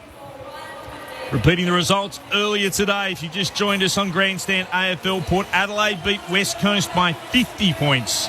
And Melbourne too good for the Western Bulldogs by 45. But Brisbane looking okay early doors. Now we'll be wondering at half-time, how can they avoid being 0-2 after round 1? I'll never been able to say that without laughing. Without the first 2 games of the season. Well, if they are as well, the 2 grand finalists, both 0-2 after round 1. And that is almost unthinkable. They're both so impressive last season. Collingwood 0-2. Brisbane a 0-1 and trailing by 18 points at half-time. But there's a lot of footy to come. What have you made of things? Sharad Wellingham, premiership player with Collingwood. Cara Antonio, former Dockers captain and an All-Australian. Our experts today on Grandstand AFL. I think that the transition was a real improvement from Freo for mine, and their ability to take those marks inside forward 50. So that's the glaringly obvious one. Amos takes a couple of marks inside forward 50. The tackle pressure that was inside the forward 50 as well. If you can get the tackle inside forward 50, I'm not sure how many tackles are inside forward 50. Five to Freo, 4 to Brizzy. So just being able to lock it in there and have that pressure around the contest was a massive tick. I still don't think that Brisbane are really struggling. I think that their ball movement and stuff still looks really good. But the Fremantle defence is just holding up really well, isn't it? And on the flip side, the impact that we saw Andrews have in the first quarter, his ability to take marks and zone off really well, even though they were paying a lot of attention to him and trying to take him away, he wasn't getting drawn to it and was still just going at the ball. That that wasn't present that quarter. I don't think the two disposals and one mark in that second quarter. So I love it when the stats add up to what I'm thinking. So it's polar opposite, but I'm still liking what I'm seeing from Brisbane in terms of the way they're moving the ball in transition. They're still creating some good turnover. We know how important, like a lot of goals now come from turnover and how well you can transition from turnover. But now Fremantle have just started doing it well as well. Yeah, and I think the momentum shift for me was with Freo's pressure. I'd love to see what the pressure rating was that quarter, because you could see that they clearly had a message at quarter time, pressure at the source, be able to move the ball more efficiently and get it inside forward 50 to create scoring opportunities, which they did. And I think the perceived pressure almost built in Brisbane's mind of all the players. Like, you just see uncharacteristic fumbles from your Charlie Camerons and Zorko inside forward 50 and just not making the right decision, which 9 times out of 10 on any other given day they would nail. So for me it was the pressure increase from Freo created their scoring opportunities further down the ground, and the work rate of the mids to turn up to contest. Ground ball gets, they smashed Brisbane that quarter. And even, I think you mentioned it, Shaz, the marks inside D50, 18 to Fremantle for the game, which, again, they've been able to set up really nicely behind the ball. They've got a +1 on most occasions, and Brisbane just aren't able to connect like they were in that first quarter. So, yeah, kudos to Fremantle, the coaching staff and the players. A real game plan for that second quarter, which they nailed, and just be interesting to see how this second half plays out, because you know what Brisbane are like. They'll absorb the pressure, they'll talk about that, and no doubt we're in for a solid second half of footy. Can't go past the enormous effort from Sarong with 25 touches to the half. But to go with that, 10 of those are contested possessions and 6 clearances. So he's doing his work in tight and around the contest, which is what I really like seeing him do. And then being that really strong link. Like, he's that player that I said in the first quarter, Fremantle aren't coming at the kicker, whereas when they're in that slow play, he's really good at kind of running away and then going around an opponent or going around even a teammate and then coming back at the kicker and just finding himself in a really good position where then he can be a really strong link player, which is how he's finding those 25 touches. Yeah, Caleb Sarong, All-Australian last year for the first time, and a fairest and best winner, taking out the Doig medal at Fremantle. Also managed to rack up 24 Brownlow votes, although he was ineligible and didn't get along to attend the night, which he told us his partner was nice and disappointed about when he got rubbed out for a week. There was no night out, but still managed to have a terrific season, started strongly. We'll go through some of the stats a little bit after. But before we do that, Clint Wilden and I better, I guess, take care of this. It's a 18-point margin. The way of the Dockers at 7-5-47 to the Lions, 4-5-29 halftime here at Perth Stadium. The final game of round 1. Before we head to the highlights, let's get the latest from the ABC newsroom.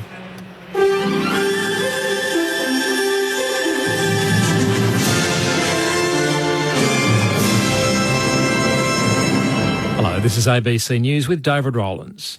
Some Palestinians who had their visas cancelled while en route to Australia have now had them reinstated. The Home Affairs Department cancelled several visitor visas last week. However, the ABC has been told that additional security and other checks have now been carried out. As a result, some people have had their visas reapproved, allowing them to travel to Australia. Communities on the Northern Territory's northeast coast are preparing for Cyclone Megan to make landfall late tomorrow. Amy Colpert reports. Right now, the Bureau is warning people in the Borroloola area on the Northern Territory's east coast to be prepared. That's as Cyclone Megan continues to gather strength off the Northern Territory coast in the Gulf of Carpentaria. Now, the cyclone is currently a Category 3 system, and that means winds between 120 and 220 kilometres an hour. So it is a significant system, and it is now a Category 3, but it is also very slow moving. So that means it's expected to gather strength as it sits over water and it heads towards the Northern Territory coast. The condition of 2 men involved in a drowning incident at a beach in Victoria's southwest has improved after they were rushed to hospital earlier today. 1 man died and 2 others were in a critical condition after the trio became became entangled in trouble in the water at Marengo Beach near Apollo Bay around 1 o'clock this afternoon. One man is now in a stable condition, while the other one remains in a serious condition. A political analyst says the Queensland government has some soul-searching to do in the wake of yesterday's by-elections. A big swing is likely to see the LNP take Ipswich West. Labor will retain the heartland seat of Inala, despite a massive drop in support. Associate Professor Paul Williams says that's a concern ahead of the October state election. The safest seat in Queensland is now could be a marginal or just inside fairly safe. So any way you slice it, from the Brisbane City Council elections right to these by-elections, this is bad news for Labor. Russia and Ukraine are continuing a spate of tit-for-tat drone attacks. Ukraine's armed forces say they downed 14 drones that Russian forces launched against the Black Sea city of Odessa overnight. They say the attack damaged agricultural enterprises and destroyed buildings, but nobody was injured. It follows a wave of Ukrainian drone attacks on Russian oil facilities, as well as on the capital, Moscow, as Russian voters continue to go to the polls in an election that's expected to install Vladimir Putin for another 6 years in the presidency. Niger's military rulers have revoked a military accord with the United States, allowing American troops to operate in the country as the regime seeks closer ties with Russia. The BBC's David Bamford has the story. The United States and Niger have had a military accord since 2013, under which American troops stationed in the desert operate drones that target Islamist militant groups active across the West African Sahel. But in July last year, Niger's civilian president was ousted by the military and Washington cut off financial aid. A US delegation arrived in Niger earlier this week, hoping to resume a dialogue. Instead, the regime spokesman, Colonel Amadou Abdurrahman, has gone on national TV accusing the delegation of breaking protocol by turning up without warning and announcing the accord has been revoked. Police are trying to track down witnesses to a suspected hit-and-run in Sydney's eastern suburbs early this morning. Emergency services were called to Fletcher Street in Tamarama just after 4 o'clock, where they found the 28-year-old man on the road with critical injuries. He died at the scene. Detective Acting Superintendent Adam Solar says they have an extensive amount of CCTV footage from the area. Well, we hope that anyone who has any information or been involved in any way, we urge them to come forward and contact Waverley Police or Crime Stoppers.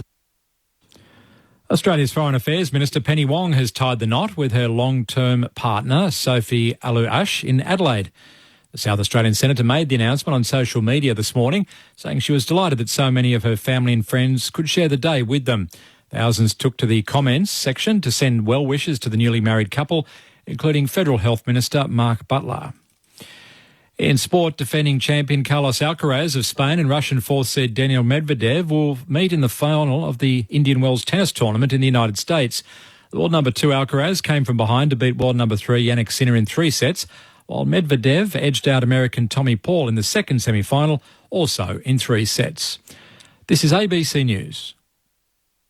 Hey, want to hear something really funny? Well, of course. The Melbourne International Comedy Festival is back. Woohoo! Yes. Kicking off with the gala on the ABC Wednesday the 27th. You ready for a big night of comedy, yeah? Then the All-Stars Super Show, Wednesday night, April 3rd. Things will be a little bit loose, a little bit crazy. A brilliant star lineup for the Melbourne International Comedy Festival. Have a great festival, everybody. Starting with the gala, Wednesday night, March 27 on ABC TV and streaming on ABC iView. This is ABC Sports coverage of the 2024 AFL season. Every match on the ABC Listen app. Look for the AFL button. Elbow to Brayshaw. His chip kick inside the forward. 50 finds Jackson. Marks tight. Just on the left-hand side of the goal face. Left-hand pocket. Has to go around the corner. He's only about 10 to 15 metres out from the goal. Shouldering the ruck duties today in the absence of Sean Darcy. Jackson steps around, curls it through. The Dockers cut the margin back to 8 points. Going back was Tracy, couldn't mark. McKenna, sidesteps, got caught. And the follow-up from Tracy was good. Stripped him of the ball, wins the free kick. It's a bit of feeling between the players. Tracy will go back, kick from the slightest of angles, about 35, 40 metres out. They call him the Big Kahuna. This will be a big-time goal if he can finish. He does. He levels the scores. Fremantle kicked 4 in a row.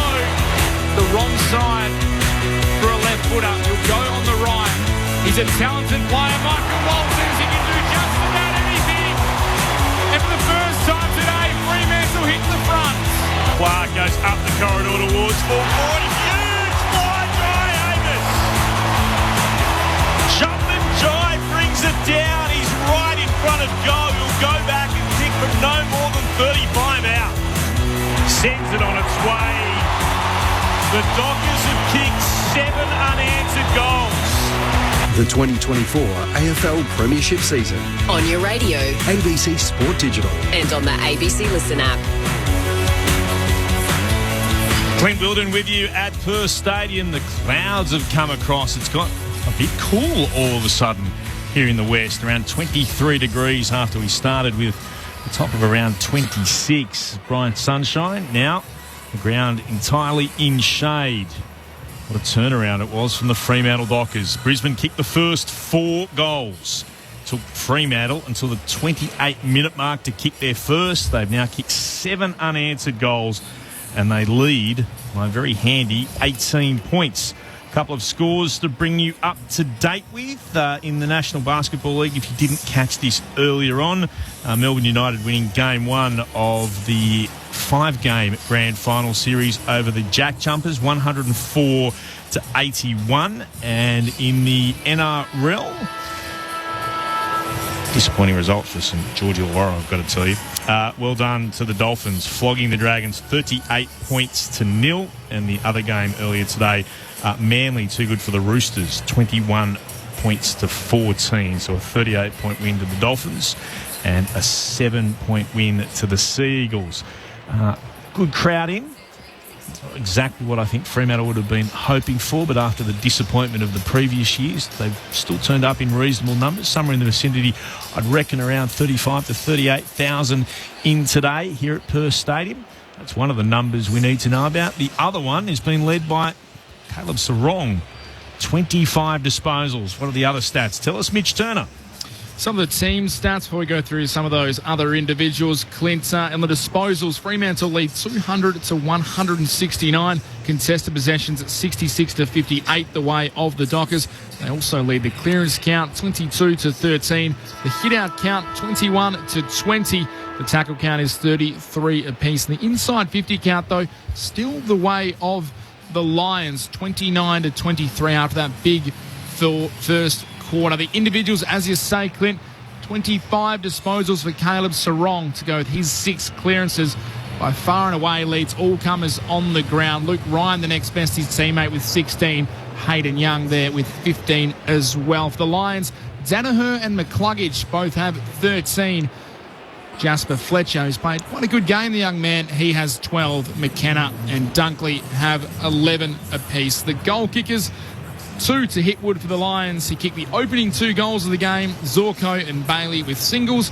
For Fremantle, Amos has 2 singles to Jackson, Walters, Tracy, Switkowski and Banfield. Hard to believe it took them to the 28th minute of the first quarter, Fremantle, to kick their first.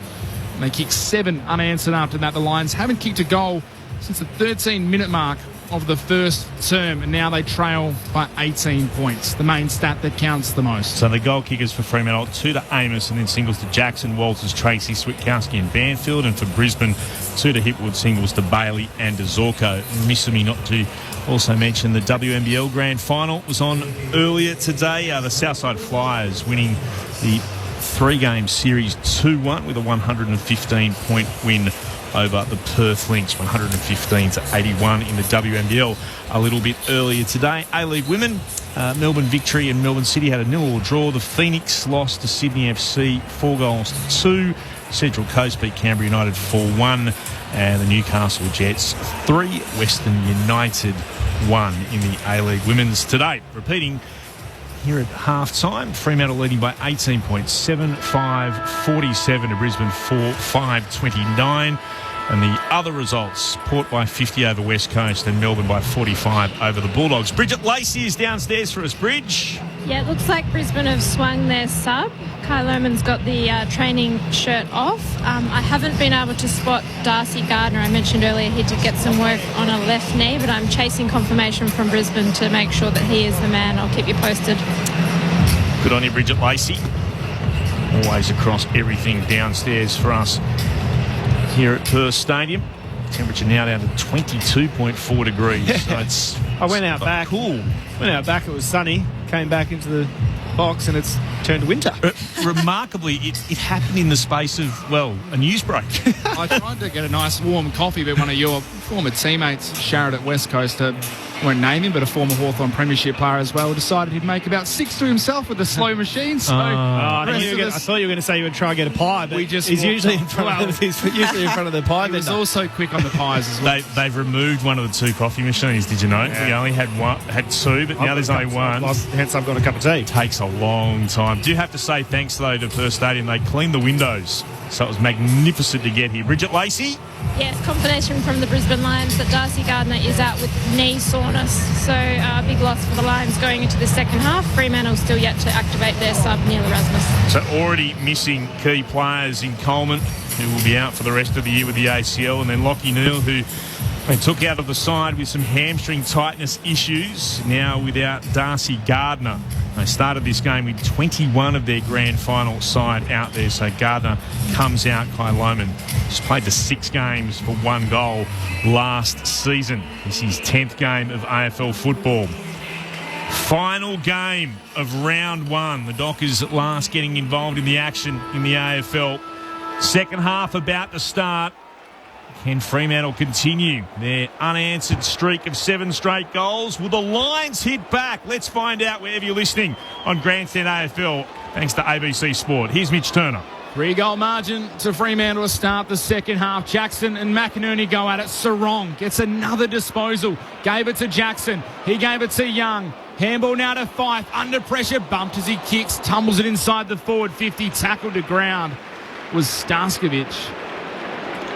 Switkowski awkwardly, it was Wilmot actually, as Switkowski awkwardly dug the knees into one of the sandy spots on the ground. Ball bobbling around at half forward for Fremantle. Cleared by the Lions to the wing. Ryan able to get it in front of Rayner. Handballs the supporting player in Johnson. His left foot kick now inside the forward 50. Flying back is Fife. Can't take the one-handed mark. Taps it to Amos. Tries to get away from Starskovic. Managed to get a kick. Switkowski's in there. So too Emmett. Now Berry trying to rip it away for the Lions. Coming in as Sarong, tackled to ground. Still gets a handball out to Johnson. The Dockers trying to get some space. Young eventually finds Ryan. Big bending banana to the top of the square. Andrews able to get front position in front of Brennan Cox. Took the mark, called to play on. Luckily had a player in support. Gives it to the running player in Leicester. His kick outside defensive 50 underneath the high ball as Ryan takes the mark. And now is looking for a teammate ahead of the ball. Here's Ryan. Just holding the ball in the left hand. Goes on a little jog towards the middle of the ground and then centres the ball. Kicks in towards the attacking 50. No mark taken. Trying to get it out of there was McCluggage to Wilmot. To Answorth. Now here's Charlie Camerons. Went one way, then the other. Walters in hot pursuit as he got the kick away. It's only as far as Clark. Running back with the flight of the football. He takes the mark at right half forward for Fremantle. Turns and spots a target. He hits Brayshaw on the chest. 52 out from goal. 5 metres in from the boundary at right half forward for Fremantle. They kick the pass 7. Here's Brayshaw into the right forward pocket. Jackson was going towards it, bumped into McCluggage, went to ground. Umpire not interested in that. It's off hands and over for a boundary throw-in. Just a few metres to the right of the right-hand behind post, deep into attack for the Fremantle Dockers. They lead as they did at half-time by 18 points, 2 and a bit gone in the third. Ball tossed in a dangerous position for Fremantle. Jackson works his way to the front, able to find the runner in Switkowski from the tightest of angles, tried the banana. Didn't make good connection. He was pushed off it. It's a minus score. 7-6-48 the Dockers. 4-5-29 the Lions.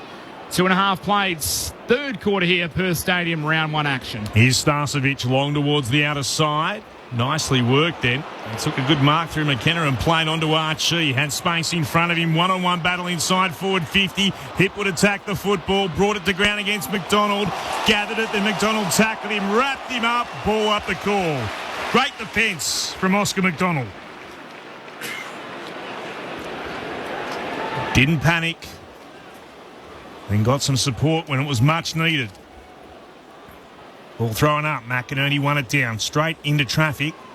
Rayner picks it up. He's tackled by Sarong and got help from Young. Still inside Brisbane's forward 50. So a chance for Brisbane to maybe hit the scoreboard here in this third term. McInerney worked his opponent out of it. Took it out of the ruck. Tumbled it to the goal square. Oh, McDonald knocked down by Cameron. Trying to gather. Now Ryan for the Dockers. Was able to feed it back to Clark. High up and under, trying to clear it outside the 50. Ball comes off hands. Falls down to Archie. He's run down by Walters. The kick is forced out of bounds on the full. Michael Walters running all the way from the forward 50. Impacting that play and helping the Dockers win it back. It'll be James Aish in the right back pocket. All the players this time inside Brisbane's attacking half as his kick to the wing is marked beautifully by Harris Andrews. Sends it back inside, attacking 50. Aish there again. They're playing kick to kick. Former teammates a long time ago.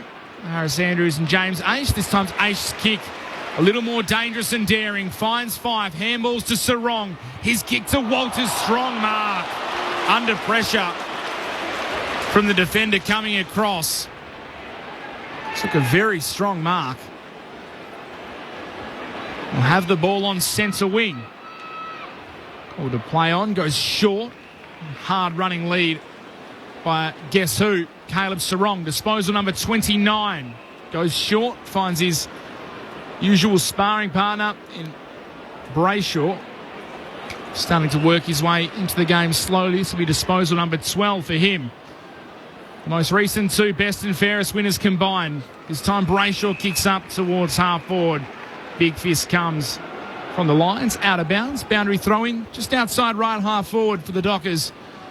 They lead by 19 points, 5 minutes played in this third term. 29 for Sarong. 21 for Luke Ryan. 17 to Young. Then McCluggage with 15. He's the best of the Lions as Jackson wins the tap down. Fife picks it up off the deck. Got a kick away despite the attention of 2 lines. Works it inside forward 50. Met by Berry. Taken over the boundary line with the football by Cox. It's a throw-in. 40 out from Fremantle's goal. Heading to the Farmer Freeway end of Perth Stadium in this third term. 4-5 the Lions. 7-6 the Dockers. 6 minutes gone. In the third, tapped by Jackson. Fife shoveled it off the ground, gave it to Young. Still inside forward 50 for Fremantle. Kicks towards full forward. Tracy tapped it down. Cox was there at the drop. He kicks the goal from the top of the goal square. They pushed him forward, Fremantle. And he rewards them with a major. And they've kicked 8 unanswered goals now, Fremantle. 8-6. 54. Brisbane 4-5-29. The Dockers lead is 25 points at the 6.5 minute mark of the third term. And Brennan Cox puts his name on the list of Fremantle goal kickers. Bridget Lacey's downstairs. Yeah, Darcy Gardner just wandered out to the bench and took his place in the back there. He didn't look too bad. There was no limp or anything like that. So hopefully that is a precautionary move for the Brisbane defender. 7 different goal kickers now for Fremantle. Cara, Sharrett. He just played like a true forward, didn't he? Stayed down. His direct opponent, Harris Andrews, went for the spoil, didn't connect, and got one out the back. Leicester didn't do Andrews any favours either, but I think the thing that I'm really impressed with Freo is just their dynamicism around the around the contest and around the stoppages. They're just looking really dangerous and on the move. Ball back underway in the middle of the ground. Brayshaw gets a left foot snapping clearance. Finds Switkowski. He tries to kick inside for a target in the forward 50. Cox again. Clever little underground handball to Frederick. Shakes the first. Can't take the second on. He's caught holding the ball. Harris Andrews, desperate defence for the Lions. The Dockers are attacking again. Looking to build on that 25-point lead. Bailey receives it from Andrews, goes further afield to Leicester. Another short kick to Archie. All of a sudden, the Lions' ball movement, not as fluent as it was early on. Archie called to play on. Had to try and dance around Emmett. Kicks up towards the wing. Off hands. Falls the way of Warner for Fremantle. Now Young has it. Normally good by foot. This time just too wide for Frederick. First touch for the sub, Lohman. Onto the ground. Dangerous kick inside the centre circle. Beautifully executed, though. And a strong mark to McCluggage. McCluggage by hand for the Lions. Gives it to Rayner. Beautiful step inside. Young kicks into the forward 50. I thought McInerney had it. No, according to the officials. Jackson was able to take it away. Gave it to Clark. Goes beyond defensive 50 to Banfield at right half back and went looking for Walters, flying up into the air. Starcevic got a little touch on the football. It's over for a boundary throw-in. McInerney had it, dropped it, it spilled out to Jackson. It was a chest mark. Goodness me. No real reaction from Fagan, just rubbed the back of his head with his right hand, but they should have been having a shot on goal, the Lions. Here is Lions for Brisbane. Kicking towards centre-half forward. No mark taken, McCarthy. Socket it forward, met by Pearslow of the Dockers. Gave it to Warner. Got a hand pass away through traffic to H. Kicks back up the corridor. It'll bounce through the centre circles. Cox wanted it. Went to ground under pressure from Leicester. Brayshaw sockers it towards right half forward. Starcevic is there, gathers it, and then got tackled by Walters. Brayshaw lends some support. The ball's been held in. It'll be a ball up just shy of right half forward for Freo. 8-6-50 for the Dockers. 4-5-29 the Lions. Nearly 10 gone in the third. Ball tossed up. Jackson got to the front. McInerney was able to do the roving, though. He kicked it, ricocheted off the face of his own man, and Dunkley goes out of bounds for another stoppage. A throw-in just forward of centre wing for Fremantle. Jackson and McInerney to jostle for position again. Once again, Jackson gets to the front, ricochets towards Lyons. He was caught hard, got a handball towards a teammate, but now the Dockers jump back on possession. Clark fighting with Danaher, falls to Bailey, flying through, taken high.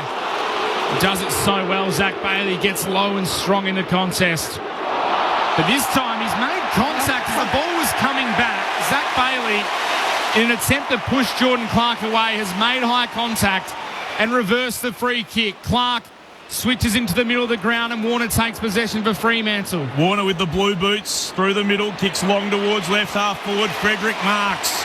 As we welcome our listeners on Sport Digital throughout Sydney, Canberra, Brisbane and the sports stream from the National Rugby League. The Dockers send the ball deep into the left forward pocket. And they're going to end up with another shot on goal here as no less than Jai Amos takes the mark. Hard up against the boundary. Amos already with 2 today for Fremantle. Brisbane kicked the first 4 goals of this game. And then the Dockers, who had to wait until the 28-minute mark of the first term, have kicked the next 8. They're now looking to make it 9 unanswered goals. Fremantle, at the moment, lead by 25 points. Jai Amos looking for his third. The kick, we're behind it. Oh, it's hit the right-hand goalpost. It was a side angle, but it was on its way and just clipped the inside of it as well. Minor score, 8-7-55, place 4-5-29. Fremantle over Brisbane, 11 and a bit minutes gone in the third. Clint Wilden alongside Mitch Turner in commentary. Lions able to get it over the back pretty quickly. Starcevic has it on the wing. Kicks inboard to Zorko. Has a runner in Wilmot. He has Bailey. Runs into Switkowski. Able to get away from him. Kicks it inside the forward 50 on Danaher. Flew. Was spoiled by his own man. Coming back was Archie. Got in the way and Fremantle clean up through Banfield. Kick a little high to his teammate in Frederick. Getting across was McKenna. Ball off hands out of bounds just in front of the interchange gates. Bridget Lacey downstairs quickly. Hayden Young's just trying to get a bit of a bloody nose under control down here on the Fremantle bench. 19 disposals for Hayden Young so far today. The defender turned midfielder. This ball's tossed back into play. Tracy and McInerney go at it. Oh, Lyons is knocked off the ball by Banfield. Coming through now as a teammate in Robertson. He's tackled by Sarong. Another ball up on the wing. Umpire Nathan Williamson gets it back underway. McInerney just whacks it forward. Tried to get into the path of Lions. Unfortunately, cut off for him by Warner. His handball to Banfield takes the ball out of bounds. Another throw in. 13 minutes played, third quarter here. The Dockers lead by 26 points. The Lions haven't kicked a goal since the 13-minute mark of the first quarter. Clint Wheeldon. Ball spun back into play. McInerney won it down against Tracy. Gathered by Lions. Gave it to McKenna for Brisbane. Onto Archie. Kicks around the body. But only as far as Warner. In the 23 this year. Used to be in the 40 for the Dockers. Goes across half back and finds Aish. The two 11s battling. McCarthy and Aish. Aish wins this. He's got the left glove on. As he puts it back towards Brankshaw at left half back and moves it short. But forward to Johnson, who marks and plays on immediately. Not a great kick. Frederick couldn't get there. McInerney scoops it up, bumps it back from whence it came, but he can only find Aish, who marks again for Fremantle. A switch of play to the southern wing. Marked by Ryan. Takes one bounce, then a second. Fires the hand pass forward to the new Docker in Sharp, who then kicks into the right forward pocket. Walters marks. Centering kick. Johnson. Matthew Johnson. Marking 40 metres out from goal. It's a slight angle to the right of centre. Just moving it so much more fluidly, aren't they? And confidently. Even just the initial kick from Aish to go out the other open side. The precise and ease in which he made that decision. Whereas often we'll see him kind of go back and waste that time and take their time. Has a huge future. Johnson made his debut last season in 18 games. Kicked 4 goals for, and he starts, though, 2024's shooting a goal with a behind, missing to the right-hand side, the 21-year-old. 8-8-56 the Dockers. 4-5-29 Brisbane. 14 gone in the third. Can't seem to get much going, the Lions here. The kick-out, though, is good. I'll bring it outside defence to Dunkley. Just outside right half-back. Once again, relatively slow ball movement from the Lions. They try and find a target. This time he kicks up the wing. Coming across with courage was Archie. Took the mark. Bounced to his feet. Played on. Kicks it up towards Danaher. Right half forward. Wants to play on. Wants to wheel on the left. It's swinging. It's swinging. It's through. Joe Danaher gets himself on the board. The Lions kick their first since the 13-minute mark of the first quarter. And it ends a run of 8 unanswered Fremantle goals. And it cuts the margin back to 21 points. 8-8-56 the Dockers. 5-5-35 the Lions. Premiership pie Sharad Wellingham. Former Dockers AFLW captain and All-Australian Cara Antonio. End-to-end footy there. And it was a very, very empty forward line, wasn't it? I think there was one Brisbane player in front of Danaher. So they're really trying to get a lot of numbers into their back half and generate that run, aren't they? Yeah, absolutely. It was just a bit of a risky kick down, I think it was Dunkley. To Archie. Yeah, but it paid off, and then one to Danaher and a nice swing around on the left. Much needed goal for Brisbane. We've also just seen Devin Robertson go to Sarong as well. McInerney won the tap down, gathered it, tried to go forward. Robertson surrounded by 3 Dockers as he tries to get it away. Had some support coming the other side from Dunkley. It'll be a ball up. Fife and Brayshaw doing the tackling for Fremantle. McInerney down. Lions clever. Hacked it out of midair. Oh, that's a solid collision. McCarthy coming out towards the football, and he's got Warner, and Warner is out cold. Wow. Nothing untoward. It was football action. He only had eyes for the footy. They were both going after it, but he's not moved, and there's immediate concern. The officials have gone out for him. They're calling for the stretcher straight away. The physios that have surrounded him. They both went for the football. Still no movement, but they're trying to roll him over. There's not, when people say they have not moved, he genuinely has not lifted his head off the grass. And they've turned him straight onto his back. Yeah. There's a hush that he's just descended on Perth Stadium after that. They'll run the stretcher out to him now. He's just moved his arms. Now, yeah. We're bringing the Medicab on as well. That's good that he's moving his arms because obviously there's concussion, but those contests where the neck and everything comes into it, the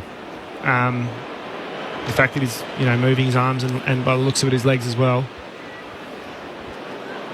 that's what really scares me. Yeah. Obviously concussion's a massive one, but when it's a contest like that and people's necks become exposed. Both players attacking the football, but the moment the Docker hit the ground, he was out. Yeah. Kyle Warner. So a warm-up coming now from Neil Erasmus, a 20-year-old, to be thrown back into the fray. 14 games last season for Fremantle. Kyle Warner. And like you said, Clint, it was a completely fair contest. Both players eyes only for the ball. But still, for McCarthy, you just feel that really horrible feeling in your stomach, wouldn't you? You'd never like to see that or be involved in something that ends up an oppo on a stretcher. So they're putting the stretcher together now around the Fremantle player on the ground in Warner. There's 3 physios each side, so 6 in total, and the doctors, 2 doctors putting the neck brace on as well. The Medicard is right next to them. It's across half forward at the city end of Perth Stadium. Again, everyone just waits, many with their hands to their heads, just hoping to get some sort of sign that Warner is okay. The 2 sets of players have gone to their respective huddles just to make sure that they're okay. And again, thoughts not just with Warner, who's down, but also with Lincoln McCarthy, who did nothing wrong but would obviously be feeling for his fellow professional. They've lifted Warner up on the stretcher and about to put him on the Medicab. Charlie Cameron's found his mouth guard and actually has gone across and has given it to Luke Ryan, who's just put it on the Medicab with him. Big contingent of Dockers players, Clark, Sarong, Tracy, Young, all just go across to make sure he's okay. Just again securing him to the Medicard here.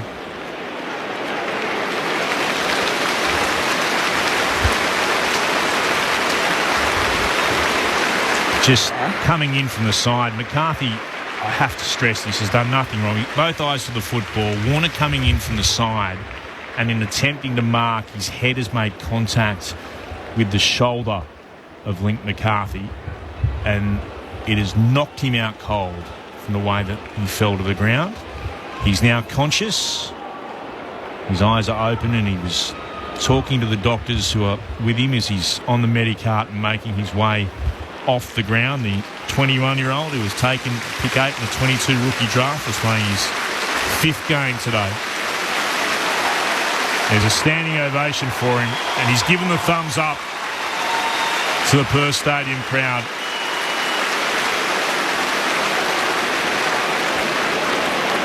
Making his way down the tunnel into the Fremantle rooms. The ball will come back to Lincoln McCarthy. I hope there's not an overreaction here from Fremantle fans. I know it was nasty to see, but Link McCarthy's done nothing wrong. He'll take his kick here and he'll send it inside forward 50 for the Lions. They come from everywhere. It spills down to Lohman, has a snap at goal and misses to the left with what was his second disposal since coming on as the sub. 8:56 the Dockers, 5:6:36 the Lions, 22 gone in the third term. Grandstand AFL. Aish goes short to Hughes. Has the ball about 30 metres out from his own goal. Carl Warner, 12 disposals at 100% today. Was playing quite a good game. In game number 5 as the kick from Oscar McDonald is a shocker. Kicked it straight to Calamachi. Takes the mark. Sends it back towards the top of the goal square. Getting across his Pierce. Can't mark. Hughes had one arm pinned. How did he get rid of the ball? The umpire said legally. Kick eventually comes out the way of Johnson. He's able to clear defensive 50 and going back with the flight. Right in front of his fellow players on the interchange bench is Harris Andrews. Nothing ahead of him. A wall of players goes short back towards the corridor on centre wing is Starcevic. Now he goes further infield inside the centre square to Lyons. Continuing the trend, switches it across the field. Has a teammate in Ainsworth. He goes short. Charlie Cameron a long way from home.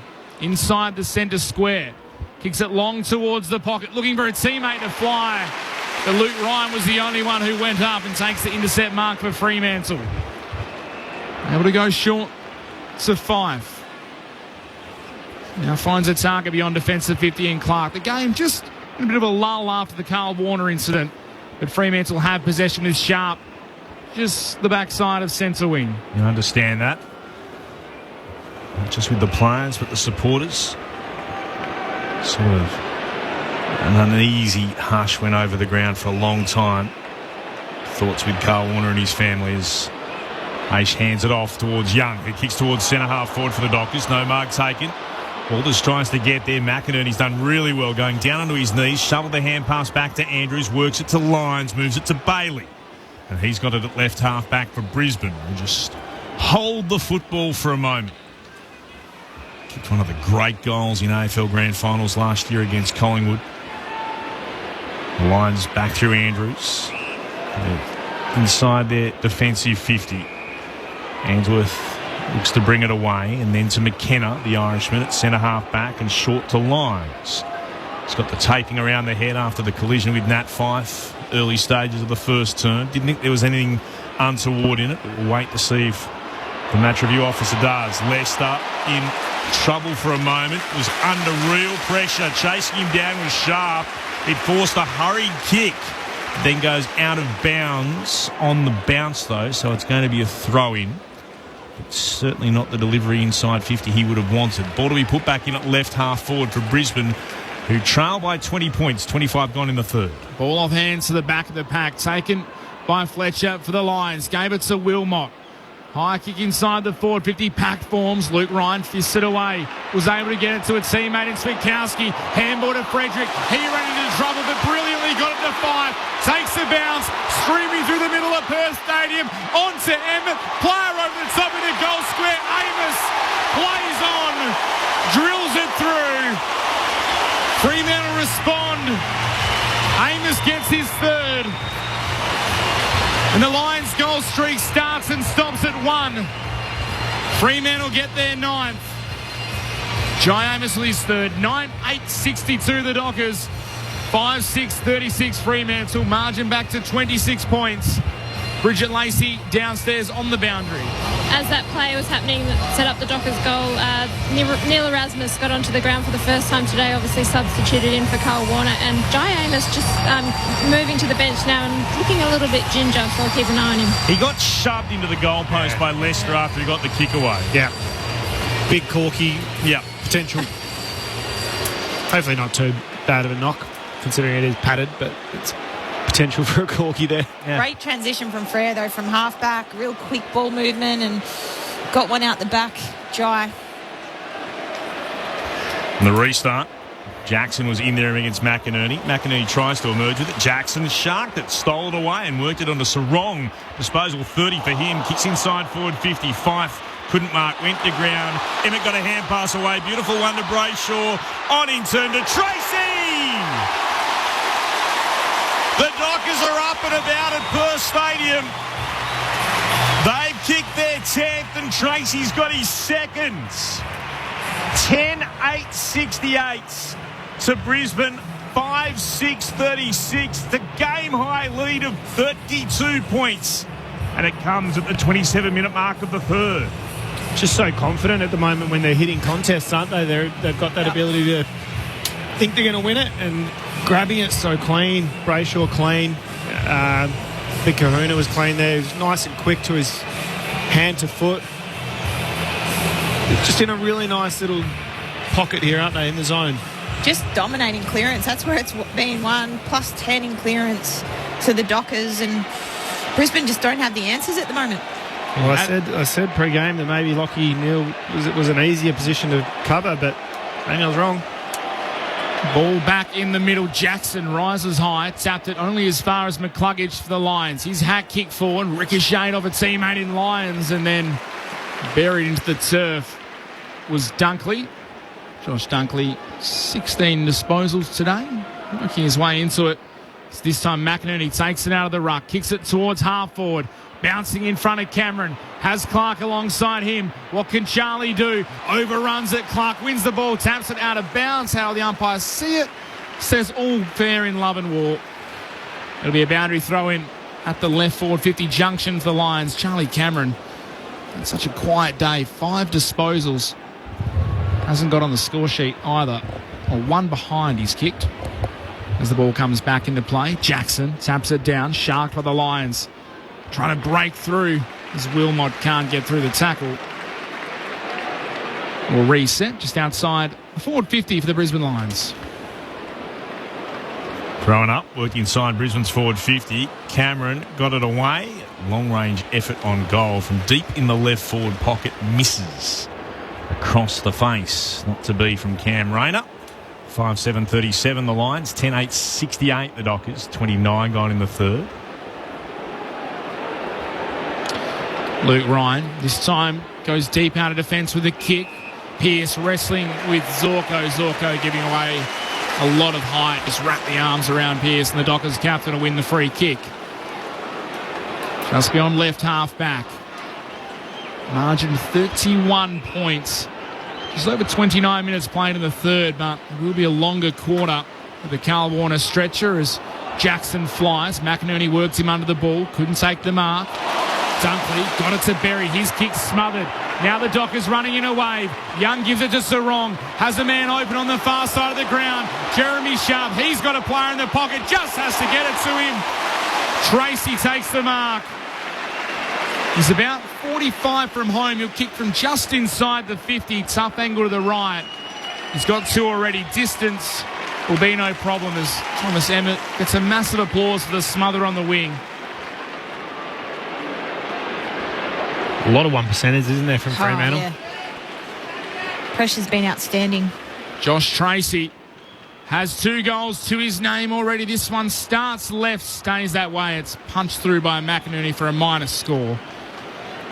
10-9-69 Fremantle, 5-7-37 the Lions. Bridget Lacey downstairs quickly. Yeah, it looks like a corky for James on that left knee. He's had a bit of a go on the bike, but looks fine.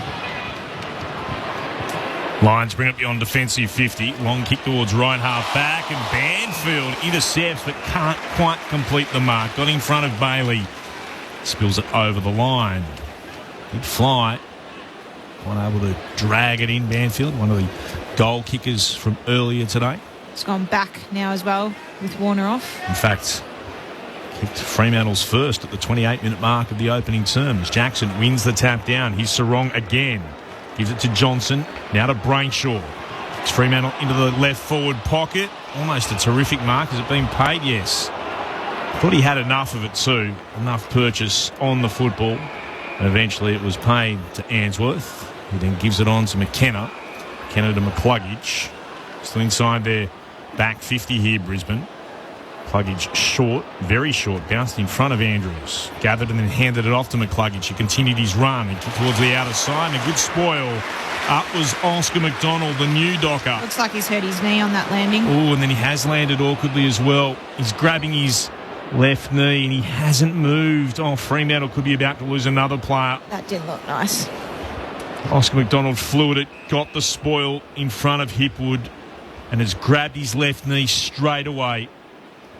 At his third club, making his debut for Fremantle today, the 27-year-old gets a pat on the back from Luke Ryan. And again, the second time today we've seen the Dockers Medicos come out en masse.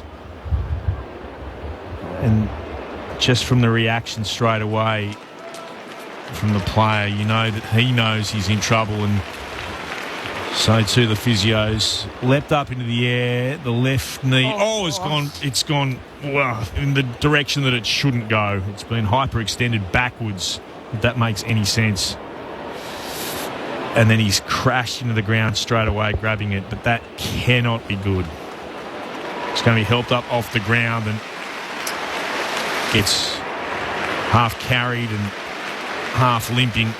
From the outer side of the ground, he'll have to come to Oscar McDonald, the former Docker, the former Blue. Had been very solid for Fremantle. He couldn't knock his courage in that moment, but yeah, I heard the groan from you, Cara and Sharad. You knew straight away the knee went the way that it is not supposed to, bending backwards. He's in some trouble, you would think. I've done a knee, and I hate watching replays. I hate seeing that because you just know the feeling. It's never nice. You obviously hope for the best, but seeing something like that, yeah, I don't think it looks good. Does Brennan Cox now have to go back down, Cara? You would have to. You would have to. With this lead, you can't let Brisbane have a sniff. They're a top 2 team from last year for a reason, and might have to be some magnets being shifted.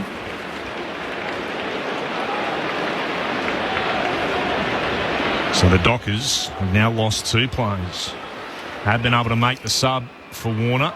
They won't be able to do that as McDonald makes his way off the ground. Brisbane have worked it to Lohman, who's marked on the wing outer side of the ground here at Perth Stadium. He'll go back as the Lions look to set up again. Fremantle's lead 32 points at the 34-minute mark of the third. Ainsworth goes short to Berry. Now inside the centre square to Zorko. His kick straight to the man of the mark in Brayshaw. Knocks it away. Then Berry came through trying to rescue it. He's taken to ground by Switkowski. Umpire says he disposed of it illegally. Just like that, the Dockers win possession back. Switkowski goes wide to Sharp. It's been fairly impressive in his debut for the Dockers today, the former Sun. Kicks it high in the forward line, going back. Working his way under the pack was Tracy. Read the drop of the ball, was able to take the mark. And he'll go back from about 20 metres out, up angle to the right. Aiming again for goal number 3. Just kicking it to a dangerous spot inside the forward 50, and I'm not sure who it is. I think it might be Amos doing a really good job of just engaging Harris Andrews, who'd love to be in that contest and take that mark. Just 15 goals last season for Josh Tracy. Already has 2 today. Make it 3.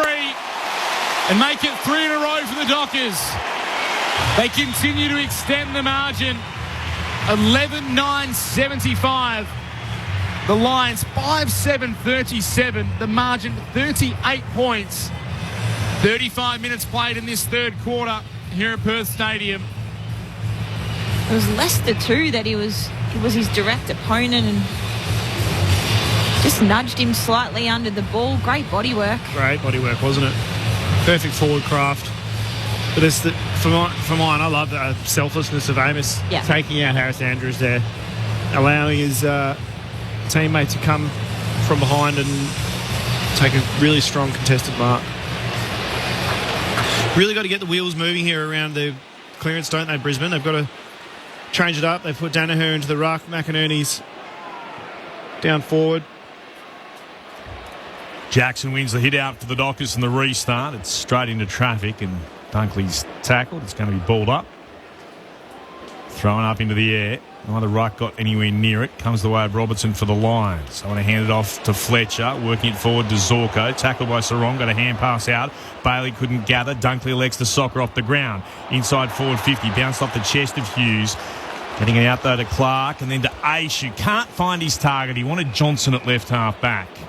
Missed him. It's over the boundary line for a throw in. Perhaps a touch of cramp for Johnson in his first hit out of the year. Just having a stop and doing a little bit of stretching. Now, McKenna was surging towards the bench and then got sent back and I think said a few choice words to those downstairs on the Lions bench. He's back in the fray now. Jackson won it down to Young. Hacked it out of midair and then leaping up to take a fine grab. Ainsworth has been very good. And he's got it just on the commentary edge of the centre wing. His kick has just made it to Andrews as the siren sounds for three-quarter time. Fremantle 11-9-75. Brisbane staring down the barrel of going 0-2 to start the season. Who would have thought? Here's some stat work for you, Mitch. The last time the grand finalists from the previous year were both 0-2 to start the year. Thank you. Brisbane 5-7-37. Nothing like chucking your mate under the bus. Quickly, find that one. I'm not expecting you to find it straight away, mind you. Fremantle lead by 38 points, and it's worth repeating, Brisbane kicked the first 4 of the game. The goal kickers for the Dockers, 3 to Tracy, 3 to Amos. So 3 to a 21-year-old, 3 to a 20-year-old in Amos. And then singles to Jackson, to Walters, to Cox, to Switkowski and to Banfield. For Brisbane, Eric Hipwood, their multiple goal kicker, he's got 2. And then Danaher, Zorko and Bailey. Concerns, though, for Fremantle. They have had to make their sub, Carl Warner, going off after being knocked out. Neil Erasmus has come into the game for the Dockers. And then Oscar McDonald is out with an injury to his left knee. We don't expect to see him again today. Repeating three-quarter time at Perth Stadium, Fremantle lead by 38 points. The games earlier today, Port by 50 over West Coast and Melbourne by 45 over the Western Bulldogs. Wherever you're listening on ABC Radio, ABC News Radio, Sport Digital and streaming on the ABC Listen app, look for the AFL Extra button and now the AFL button itself. Thanks to ABC Sport. This is Grandstand AFL. It's the most magical time of the year, right? Footy season. This season, you can get your footy live and ad-free on the ABC Listen app. Unbelievable. AFL, NRL, men's, women's. Whatever you fix, we've got you covered. Every goal, try, mark and tackle, called by ABC Sport's expert commentary team. A wonderful goal! Game, set, bingo! 100% pure footy, live and ad-free on the ABC Listen app. This is ABC Sports coverage of the 2024 AFL season. Every match on the ABC Listen app. Look for the AFL button. 5, shoveled it off the ground, gave it to Young. Still inside forward 50 for Fremantle. Kicks towards full forward. Tracy tapped it down. Cox was there in the drop. He kicks the goal from the top of the goal square. They pushed him forward, Fremantle, and he rewards them with a major, and they kicked 8 unanswered goals now, Fremantle. Kicks up the wing, coming across with courage was Archie. Took the mark, bounced to his feet, played on, kicks it up towards Danaher, right half forward. Wants to play on, wants to wheel on the left, it's swinging, it's through. Joe Danaher gets himself on the board. The Lions kick their first since the 13-minute mark of the first quarter. Hacked it out of mid-air. Oh, that's a solid collision. McCarthy coming out towards the football, and he's got Warner, and Warner is out cold. 5, takes the bounce, streaming through the middle of Perth Stadium, onto Emmett, player opens up in the goal square, Amos plays on, drills it through. Fremantle respond. Amos gets his third, and the Lions goal streak starts and stops at 1. Emmett got a hand pass away. Beautiful one to Brayshaw. On his turn to Tracy. The Dockers are up and about at Perth Stadium. The 2024 AFL Premiership season. On your radio. ABC Sport Digital. And on the ABC Listen app. 1 quarter to come in the final game of round 1, and it's Fremantle with the advantage. They're up by 38 points over Brisbane. Can the Lions somehow find a way to avoid going 0-2 to start their year?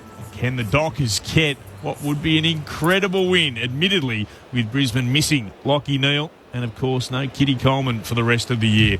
Let's get the thoughts of our experts, Cara Antonio and Sharad Wellingham on Grandstand AFL. Yeah, for me, Freo dominated again that quarter, and it was 1 at the source. They're plus 21 in ground ball gets, plus 10 in tackles, plus 12 in contested, plus 8 in clearance, and they've scored 5 goals, 5 from stoppage. So that's, for me, where it's been won and lost. They've got to work. Sarong on 32 touches.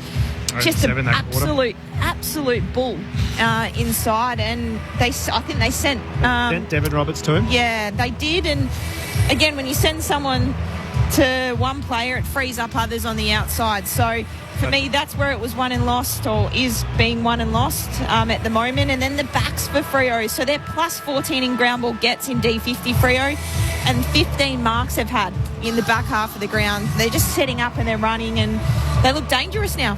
And they look really confident, don't they? I think that their confidence has fueled their ability to move the ball. Yeah. They just look so much more decisive and fluid in the way that they're doing it. Their decision-making so much more instinctual. And that's where their training and all of the stuff that the coaching team would be implementing over the summer, as soon as it becomes instinctual, you just really see results.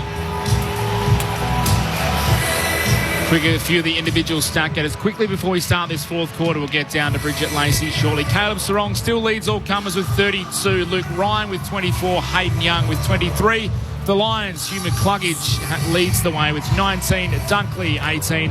Harris Andrew, who's been fairly solid, 16 touches to go with his 10 marks. The main stat, though, 11-9-75 the Dockers, 5-7-37. Clint Wheeldon take us away for the fourth quarter. What have the Lions got for us? And the Dockers continue on. We'll get to Bridget in a moment. Bounce downstairs from Jackson to restart. Tapped it out. Met though by McCluggage. And McCluggage is tackled immediately. Fife got him and so too Sarong. They take him to ground. We'll have ourselves a ball up. You should be doing your stats work, Mitch. In the meantime, the ball coming out the side as Jackson soccers it forward. Inside forward 50 it goes. Trying to get back there, Andrews. Got taken off it by Cox, who's still forward for Fremantle despite their problems in defence. Tapped it back to Walters. He's tackled to ground by Andrews, who tries to emerge with it. Ball's been held in here. Umpire lurks. I thought he thought about it for a moment. Put the whistle to his lips and then thought, no, we'll ball it up. Looks like Hayden Young's gone back for the Dockers. His midfield move. Forced to change back into defence with the injuries to Warner and McDonald. The Lions trying to get a clearance. Came to Bailey. Strongly tackled. Spilled down to Walters. Well wrapped up by Zorko, and he rolled him around onto the ground. And the umpire again comes in and says, we'll ball it up once more. Throwing aloft. Jackson against McInerney. Both had a touch. Archie out after it. Scooped up at the back by Lester. Just waited for it to come to him and then sends it to the outer wing. Ryan battles away against Rayner. Ryan tapped it up into the air, gathered, then Rayner tackles him just on the outer edge of the centre square. We'll have ourselves another ball up. 11-9-75 to 5-7-37. Umpire throws it up into the air. Jackson won it down to Fife. Looks to shovel a hand pass forward. Charlie Cameron was in the way. Was he held without the football? He was. Aish gives away the free kick. Cameron lays off a hand pass to Zorko, who runs by. Kicks in the direction of McCarthy. Courage shown by Alex Pearce. The captain for Fremantle got in the way and then punched it over the boundary line. Great and a much-needed spoil too. It's going to be a throw-in 25 out from Brisbane's attacking goal. The Lions heading to the Farmer Freeway end in this final term to the left of our broadcast position. They still trail, though, by 38 points. 2 gone final term. All tossed back in. Danaher worked the opponent out of it. McCarthy had it stolen by Pearce. The Dockers now trying to work it out through right half back. Aisha tumbles a kick out in front of a teammate. Cameron and Sharp go head-to-head. Sharp dives on the ball. How the umpires see it. He's circling. He gets away with it. That's an odd one. You sometimes, well, most of the time, see that page. Bridget Lacey downstairs. Brisbane are 2 men down as well. Connor McKenna with ice on his left hamstring and Oscar McDonald at the back of the bench now with ice on his knee for Fremantle. It'll be a tough last quarter for the two sides, having to run out a couple players down to Sarong again. Gets the handball to Aish. Then Jackson gives it back to Sarong. Kick over the top is perfect for Walters. Can't quite take the mark. Able to get to his feet. Dribbles it along to Tracy. His kick hits the shin, rolls inside the forward 50 horribly. Andrews comes out to meet it for the Lions. He handballs outside defensive 50. Lions gives it to Dunkley, and then Dunkley's kick was a good one to McCluggage, who's able to take the mark on the wing. Wants to turn and go inside. Dangerous kick. Good mark by Hipwood. Had to be strong, and he was, and takes the mark inside the centre square. Puts it towards left half forward. Rayner one way, Hughes the other. Hughes got the defensive fist in there for the Dockers. Dunkley couldn't gather, then tackled after it bounced up, and then he's getting a free kick. And he's heading in the back, back or without the ball. Yeah, take a pick. Johnson. He now needs to come off himself. Dunkley puts it towards full forward. Hipwood flute. Rayner, oh, that's beautiful hands. Gave it off to McCarthy. Tries to snap from 35 outs. He misses. It's up into the air and it lands short into the arms of Sharp. The new Docker will move it short. Oh, too short to be a mark to Clark, who was caught napping for a moment. And then Sharp almost had his head taken off by Archie. So he'll get the free kick deep in the left back pocket. He's got it for Fremantle, who have a handy lead. 38 points their advantage. 4 gone in the final term. He's been solid in his first game. The former son, Jeremy Sharp. His kick beyond defensive 50 is punched over the boundary line by Harris Andrews. Jeremy Sharp as the match attendance goes up, 40,604 here as the clouds roll over the top of Perth Stadium on a Sunday afternoon out in the west. Ball tossed back in. McInerney got rid of Jackson, able to give it to Archie, then in turn to Berry. Kicks towards half forward. McCarthy had front position, couldn't take the mark. Recovered well though, gives it to Hipwood, swings around on the left from 50. The kick is a bomb. Beautiful goal by Eric Hipwood. He kicked the first 2 goals of the game. That's his third. The Lions get something on the board in this fourth quarter. And can that be the start of a comeback? They know all too well about them. 6-7-43. The Dockers 11-9-75. The margin 32 points. Sharad Wellingham, Cara Antonio here on Grandstand AFL. Well, it was a beautiful goal, but a couple of options that he could have hit up, but takes the, I suppose, responsibility upon himself and kicks a beautiful goal. Good by McCarthy too to create the spoil, keep his feet, give the hands. They need a few more of those ones. They can get a few more. You would sense the nerves creep into the Fremantle crowd and indeed the Fremantle players. And that's some good news. Carl Warner. What are you pointing at? Oh, I was actually pointing at Warner. Well, that's getting a tap on the shoulder as I saw Carl Warner. I thought, what have I missed? And you're pointing downstairs. Much confusion at times in the box. That is good news. Carl Warner is up and he looks okay despite no doubt being knocked unconscious a little bit earlier on.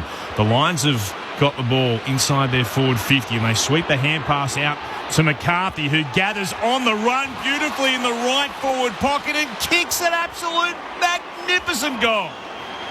Oh, now there will be some nerves around this stadium as the Lions have gone back-to-back.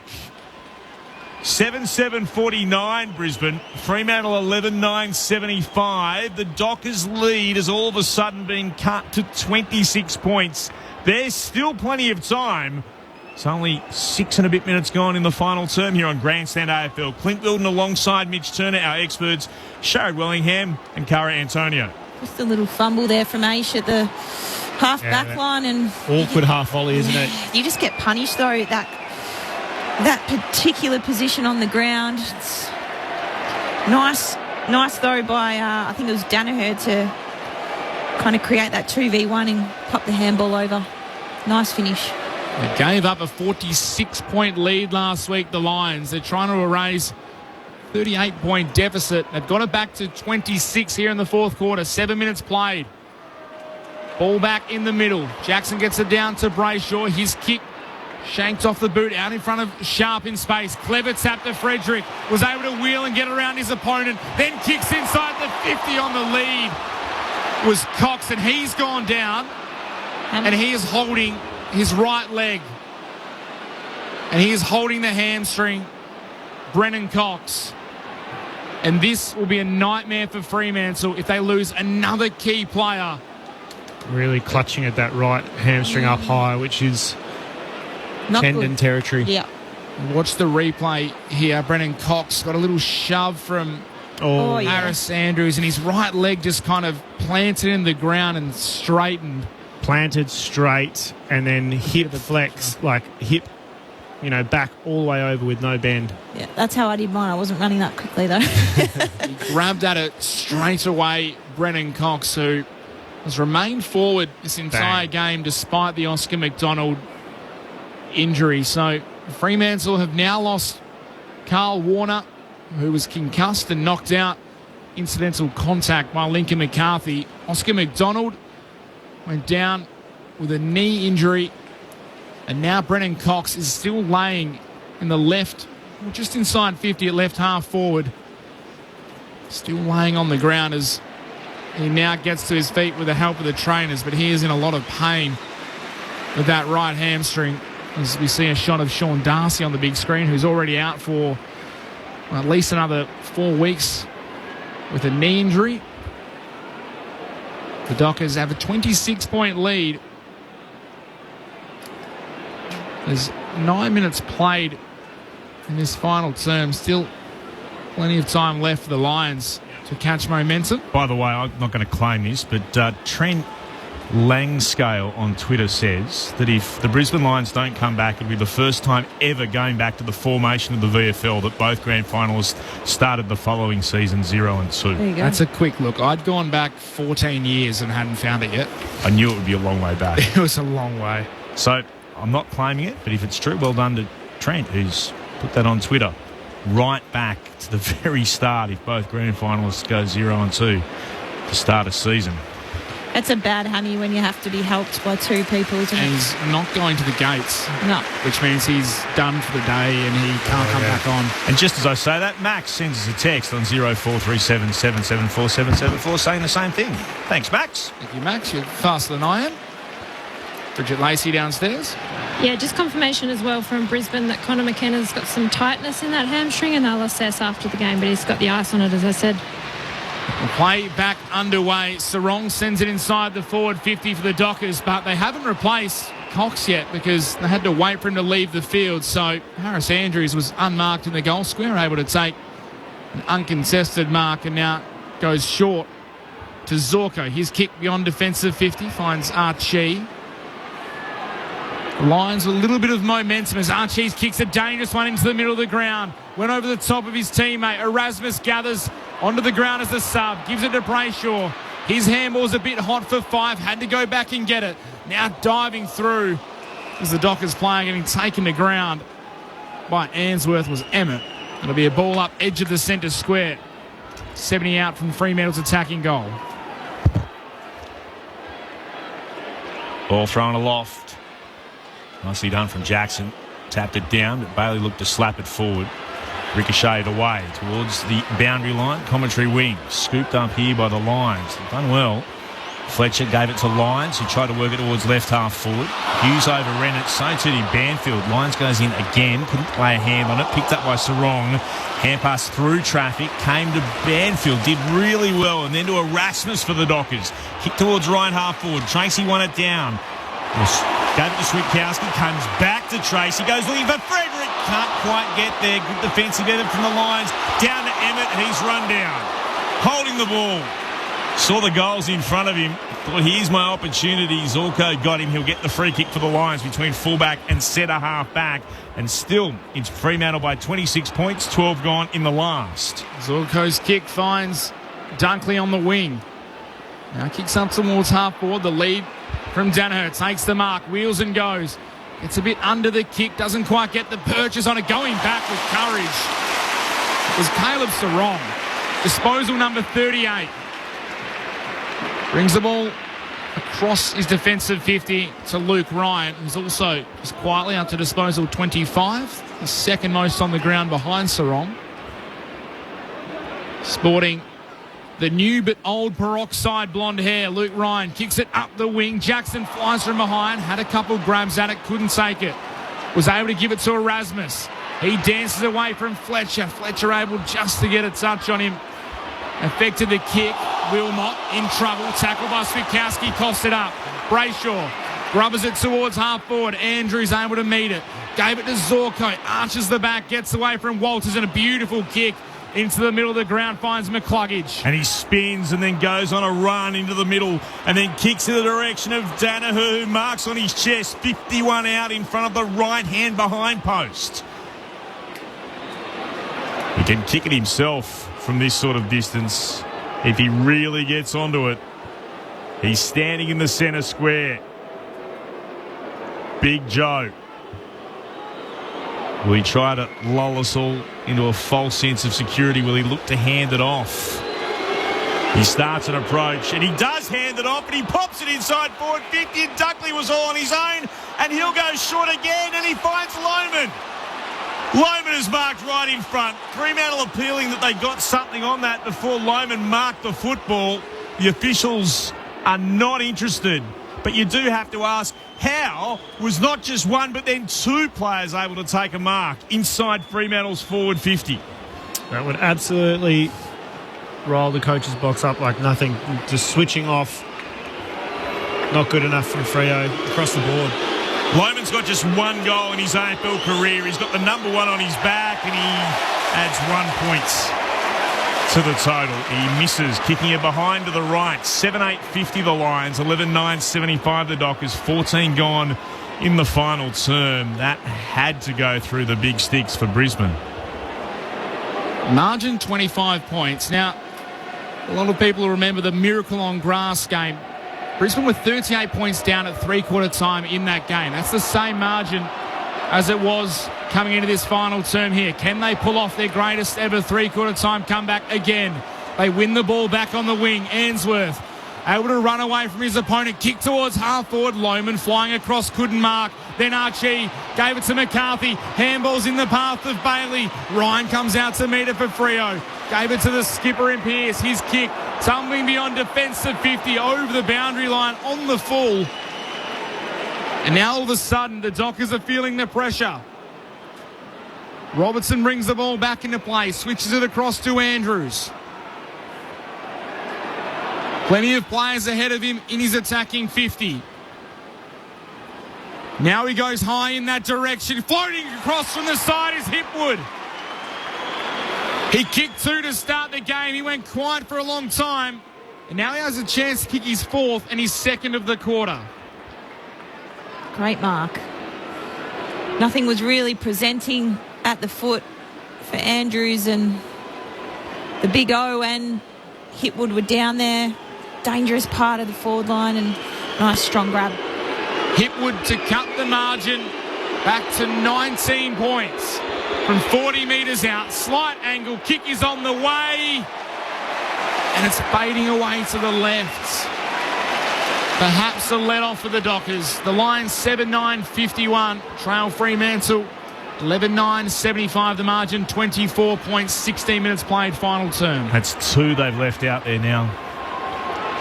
Lohman's just a few moments ago, and now Hipwood. As Luke Ryan kicks towards right half back, and Jackson flies, couldn't mark. Here's Fletcher. Picks it up for the Lions, kicks back inside forward 50. 2-on-2 battle. Ryan emerges with it. The hand pass was tapped down by Archie. Not taken Sarong high, and the umpire has spotted it. It'll come back to Sarong. Wasn't the controlling umpire either, but nonetheless, he gets the free kick for the Dockers, who need to calm things down. It comes to Brayshaw. Now out towards Luke Ryan, running by Aish. Kicks down the boundary line, hits Frederick on the chest. Nicely done. He's up after being held for a moment. Aisha continued his run and now receives a hand pass. Shied right half forward, inside forward 50, up and marking Erasmus, and he spots a player free all on his own in the right forward pocket. Amos marks. It's going to be a tight angle from the right. He'll be putting boots of ball from no more than 30 out though. Doesn't have a lot of daylight to look at, but can he become the leading goal kicker in the game with 4? Great run from Aish, wasn't it? Just kept offering up at each time they needed to get a handball received. Just kept turning up, as they say. A beautiful kick inside 50. Jai Amos, the start this would be for his season. Pops it onto the left. You can tell from the noise around Perth Stadium, Jai Amos has got 4. Some much-needed breathing space for the Fremantle Dockers on the scoreboard as well. They're back out to a 30-point lead. 12-9-81 to Brisbane, 7-9-51. We've travelled 18 and a bit minutes in the final term. Clint Wilden alongside Mitch Turner in commentary. Our experts, Premiership Pie, Sharad Wellingham, All-Australian Cara Antonio. Well, you called it, Shaz. It was just the hard work rate and hard running from some of the Dockers players, and Brisbane Lions just folded back into defence, just guarding grass, and allowed a nice hit-up lead. And the first one was Erasmus, and then to Amos. It's very odd. The steadier for Fremantle takes the margin back to 30 points. Brayshaw tries to hack it off the ground. Caleb Sarong, career high disposal number 40, gives it to Michael Frederick from 55 metres out. Michael Frederick launches a bomb that might get Fremantle home. The crowd's on their feet. He punches the air in front of the Freo fans. And something special from Freddie. 13-9-87 the Dockers, 7-9-51 the Lions, and just like that, when Brisbane snip a comeback, the Dockers maybe just snip it out. 36-point margin, 20 minutes played, final term. Well, the clearance beast, Caleb Sarong with another one. Incredible. He's 40 touches, but just to set him up and set the tone inside, and his ability to involve others and bring others into the game. But what a finish from Frederick. I was expecting the backflip there, to be honest. Justin Longmuir couldn't even avoid a smile. He was that impressed in the Fremantle box, watching that on the replay. He's been a person under enormous pressure, even after re-signing on for another year, extending his contract through to the end of 2025. But there was a lot to like about this performance today, especially after they conceded the first 4 goals, the Dockers. Ball comes to the outer side, taken high. It was Rayner. Cameron tries to get it on quickly towards McCluggage. He looked to work it forward to Lyons, back to McCluggage. He's able to spot 2 Lions in space on the outer wing. It works its way into Robertson. Devon puts it into the right forward pocket. At the back, that's well weighted, because that was where Charlie Cameron was, at the back of the pack of about 6. He was at the back and was able to fall backwards to complete the mark. In the right forward pocket, he will go back and shoot on what is a 45-degree angle to the right from no more than 30 out. Looking for his first goal of the day. Charlie Cameron on the approach, and he's missed. Kicking it behind to the left. Fremantle's lead, 35 points. Brisbane have left chances out there. They're 7-10-52. Fremantle 13-9-87. 22 gone in the last. So Jordan Clark to bring the ball back into play. Kicks high outside defensive 50. Andrews got there first. Couldn't mark. Sarong just trying to bustle his way through the pack. Was taken high. Disposal number 41. The reigning club champion at the Dockers. Continuing on where he left off last year as an All-Australian. His kick to Erasmus was good, but Erasmus spilt the mark. Flying in was Starcevic. Erasmus dives on top, and after all, that'll be a ball up right on the boundary line, just below our commentary position here on the wing. 35-point margin. 22 played. Final term. Last game of round 1 as the umpire spots an infringement in the ruck. It goes against Jackson. But to go to McInerney. Plays on. Handballs to Lyons. Kicks towards the 5. Danaher couldn't get there in front. Banfield double fist the ball away. Out of bounds. Still time for the Lions, but they've got to get going very, very soon if they want to claim their first win. Staring down the barrel of both grand finalists, going 0-2, Clint Wheeldon. Never happened before in the history of VFL AFL, from what we can gather. Thanks to our correspondents, as McInerney won the tap, but then it went straight up in the air, and Jackson slapped it forward. Fife tries to get onto it. Fletcher intercepts, loses his footing, goes to ground. Fife knocked it out the side, picked up by Brayshaw. Had it for the Dockers. Sarong, another disposal. Erasmus to Aish. Now to Brayshaw, hard up against the boundary at right half back. Finds Frederick. Good mark in front of Zorko. Kicked a screamer a few minutes ago. Bisley involved once more. Marked in front of the interchange gates, right beneath our broadcast position. 13-9-87 the Dockers, 7-10-52 the Lions. 23 gone in the fourth. Fredericks kick towards right half forward. Berry got a fist of the football, floating across in front of the pack, and sees it out for a boundary throw-in. About 65 out from Freo's attacking goal. To the right of our broadcast position, the city end of the ground in this, the final term. Earlier today, Port by 50 over the Eagles and Melbourne by 45 against the Bulldogs. Ball spun back into play. McInerney got front position, knocks it to the advantage of his side, but not to the advantage of a teammate. Erasmus stole it, was worked off it. Now McCluggage dives in for Brisbane. In there is Brayshaw. His handball only went as far as Fletcher. Now the Lions move it back up the wing. Young has to wait under a bouncing ball. Hipwood was able to tap it to Rayner. Good handball releases Lohman. Runs into trouble though with Clark. Able to get the kick away. Ryan was tunnelled under it by Charlie Cameron. And the umpires saw it and blew the whistle. So Luke Ryan will take the free kick at right half back. Disposal 31 for him today to go with his 10 marks. He's had a very strong day, Luke Ryan, as he kicks it up the wing. Tracy got front position, couldn't mark. Lyons takes it for Brisbane, gives it to Dunkley. He kicks towards Hipwood, floating across the front of the pack. Now able to gather, running the wrong way. Caught by Clark. Got a handball free. Was able to follow up his work, but the kick was smothered. Falls the way of Ryan and the Dockers. Ends up back in the hands of Jordan Clark. Kicks up the wing. Jackson from the behind. Got the fist in over Andrews. Fell the way, though, of Dunkley. He gives it to the run of Archie. Kicks it inside the forward 50. Cameron able to work. Banfield off the ball. Take the mark. Over the top. Danaher all alone in the goal square. And Joe Danaher gets a Joe the Goose. He kicks his second. And that cuts the margin back to 29 points. 25 minutes played. Still potentially doable for the Lions, but they need to do it fast. 8-10-58 Brisbane, 13-9-87 Fremantle. Cara Antonio, Sharad Wellingham here on Grandstand AFL. I think they need 5 centre clearance straight to goals for it to happen.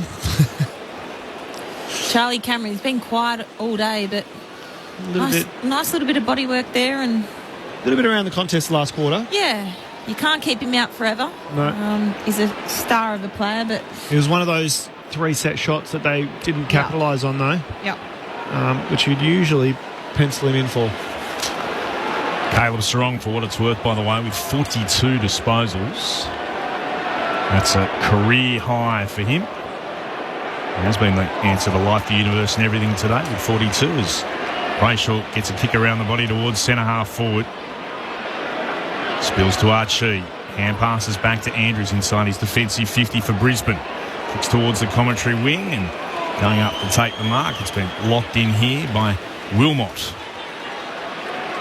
Ali Banfield stands the mark. Wilmot runs inboard, takes a few steps and then kicks towards left half forward. Stretching, McInerney can't mark. Young was there, had it stolen away by Lyons. Slapped out by Cameron. Worked it to McCarthy. Kicks towards full forward. Didn't quite have the carry he was hoping for. Pearce is able to knock it down. There's touch 43 for Sarong.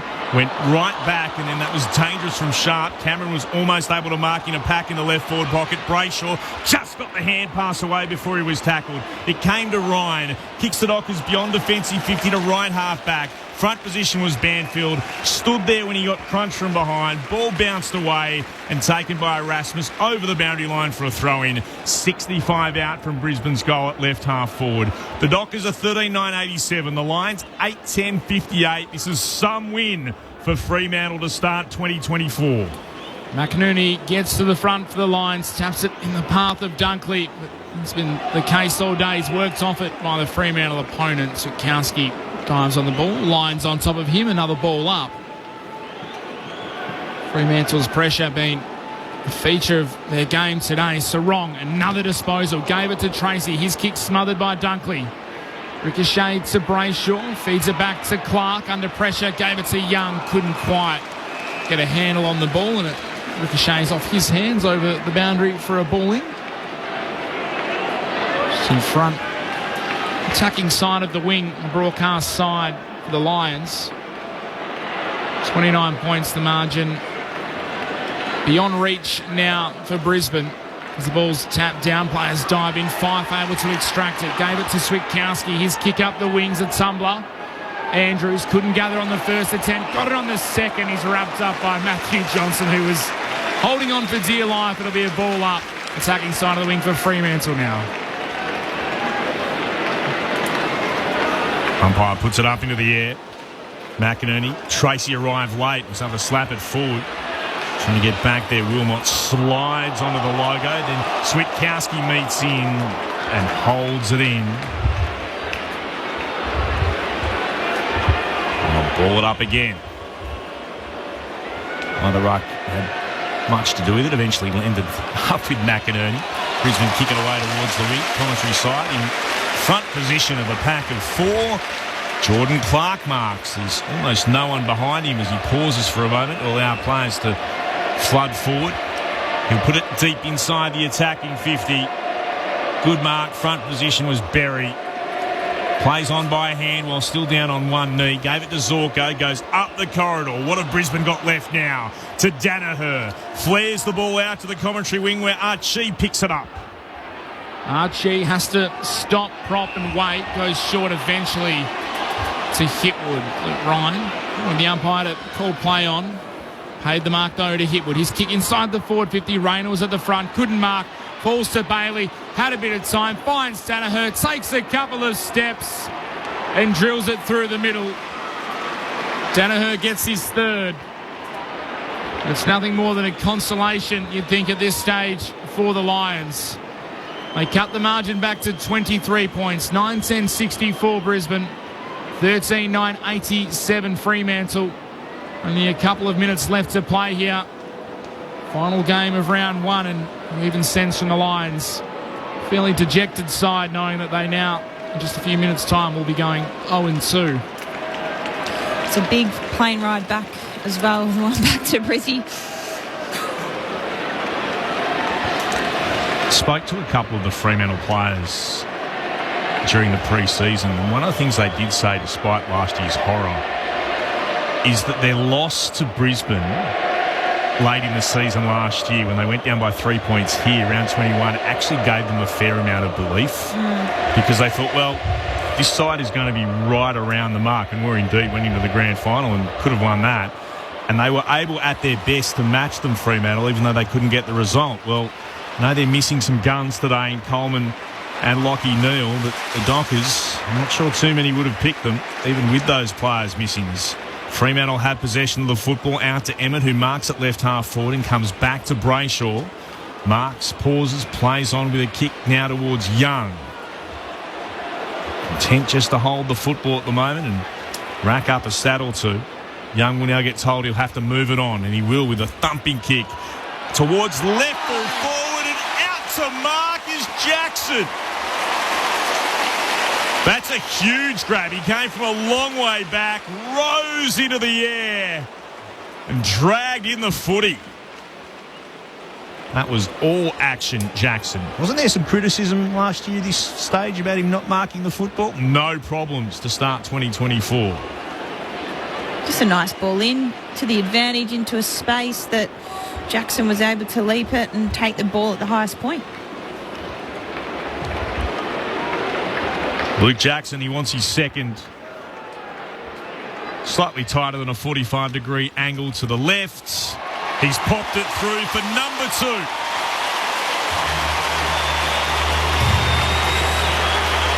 "32 minutes gone in the final term. It's just about the margin now in front of over 40,000 fans. Fremantle's lead back to 29 points, 14-9-93. Brisbane 9-10-64. Our experts, Sharad Wellingham and Cara Antonio. ABC Sport, this is Grandstand AFL. Solid game, Jackson. Obviously, he has to take a lot of the ruck duties due to Sean Darcy being out, but he's had the 17 touches, 28 hit-outs. 2 goals, couple of clearances, tackle, a couple of marks. So disposal efficiency or kicking efficiency, 100% as well. 100%. Not bad. Very good game. Last time they met in round 21 last year, Luke Jackson, 24 disposals, 1 goal and 44 hit-outs. So maybe not quite as high in the stat sheet, but it's certainly been impressive today. Goal number 2 for him, and this time he rises up high. Can't get a definitive tap. Running out of the middle of the ground is Bailey. Runs to 52. He ran about 30 metres. He kicks at 55. And he gets a late one for the Lions. The umpire will check it, though. Double checking whether it touched or hit the post. There didn't seem to be a lot of protesting from Hughes and the Dockers. Definitely ran a very long way. They're collecting in the post. Oh, it's close. Oh, the padding, potentially. The bottom left vision that we can see here shows clearly that it's missed the post, I think. Yeah. So it will be a goal. Yeah. It will be a goal to Zach Bailey. Fremantle fans weren't happy, but it will be his second. He ran about 30 metres out of the middle. He kicked it 55. And for those two numbers, he gets 6 points. So 10-10-70 Brisbane. Fremantle 14-9-93. They have won the last quarter, Brisbane, the way it's going. But they will not win this game. Only a matter of seconds ticking down as the ball comes back to the middle. Clouds are dark. Very cool. Breezy afternoon in the west. Well, cool by Perth standards. Everything's relative. Big g'day to Brett Delidio, my good mate. Chilly 22 at the moment. We had another one of those 27s after a run of 40s where Dad said I felt like putting a jacket on. We're lucky over here, aren't we? We are. Bounce of the football. Jackson wins it down. It came to Fife. Shrugged the tackle. Got a hand pass on. Another one for Sarong. Swept it forward to Switkowski. Hands it off to Jackson. Hand pass behind Fife. He couldn't gather it. Goes to ground. Brisbane are going to mop this up. Only gets a kick away into the middle of the ground. Waiting underneath it, Danaher. Pearce spoils from behind. It's knocked forward. Dockers have players back there. It's Banfield on in turn to Pearce. For the first time in VFL AFL history, both the previous year's grand finalists are 0-2 to start a new season. Brisbane fall to the Dockers by 23 points. It's an enormous win for Fremantle to begin their year. They had to wait to the very end. But what a way to start the season for those in purple. 14-9-93 to the Lions, 10-10-70.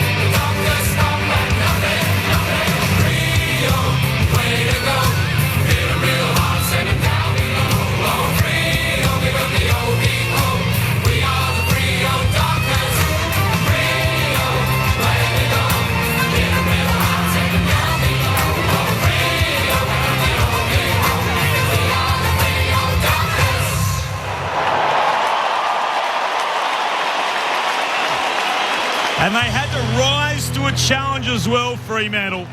Brisbane kicked the first 4 goals of the game. And there were genuine signs of frustration and stress amongst the Fremantle faithful.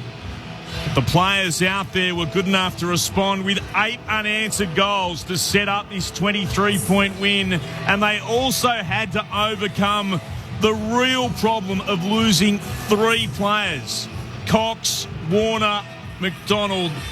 What a blow to see them all go. Cox with an injury, hamstring, it appeared to be a serious one late. Warner knocked out, had to be taken off the ground on a medicab, and what appeared to be a serious knee injury to Austin McDonald, but they were able to deal with what that meant physically with losing those players and what it must have meant mentally as well. Fremantle begin their season with a win. It is, as always, home sweet home. For the first time since 2019, they get to start a campaign at home. And they did the job in front of over 40,000 Fremantle fans. While for last year's beaten grand finalist Brisbane, 0-2 to start the year. They do have a bye next week, a chance perhaps just to sit back and sort out what's gone wrong the start of this campaign for the Brisbane Lions. Fremantle 14-9-93, Brisbane 10-10-70 here on Grandstand AFL. Thanks to ABC Sport. Let's hear from our experts what they made of it. Sharad Wellingham and Cara Antonio. Yeah, well, I thought we're in for a little bit of a bloodbath early on, obviously, with the 4 quick goals that Brisbane were able to pile on, but then just absolute resilience and determination from Fremantle really turn it around. Picked up their act in their ball movement, especially in the back end of the third quarter and the fourth quarter when they really did start to move it freely. But the contested possession clearances really kind of started to assert their dominance around the clearances, which was how they were able to play forward half footy, which is what coaches love. It's what they try to instill. And then, they were able to also do really good turnover transition footy. We looked at the numbers halfway through, I think, the third quarter, and half their scores were from stoppages, half their scores were from turnovers. So it was a really good mix. As you go through and analyse some of the game, Caleb Sarong, that is a Fremantle record. 46 touches. Broken the record. 46 touches. Peter Bell and David Mundy both recorded 44 in a game. So that is 46 touches for Caleb Sarong. He has broken the club record for the most disposals. So nice. Thought it'd be worth mentioning getting that in. It'd be like great to chat to Caleb if we get a chance, but who knows?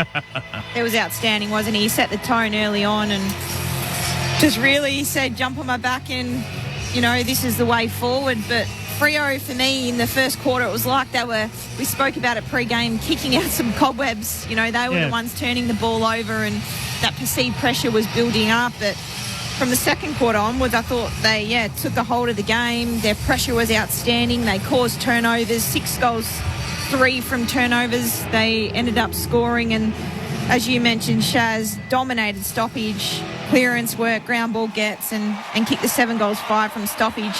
4 goals, 1 straight out of the centre bounce, and that for me is just work rate.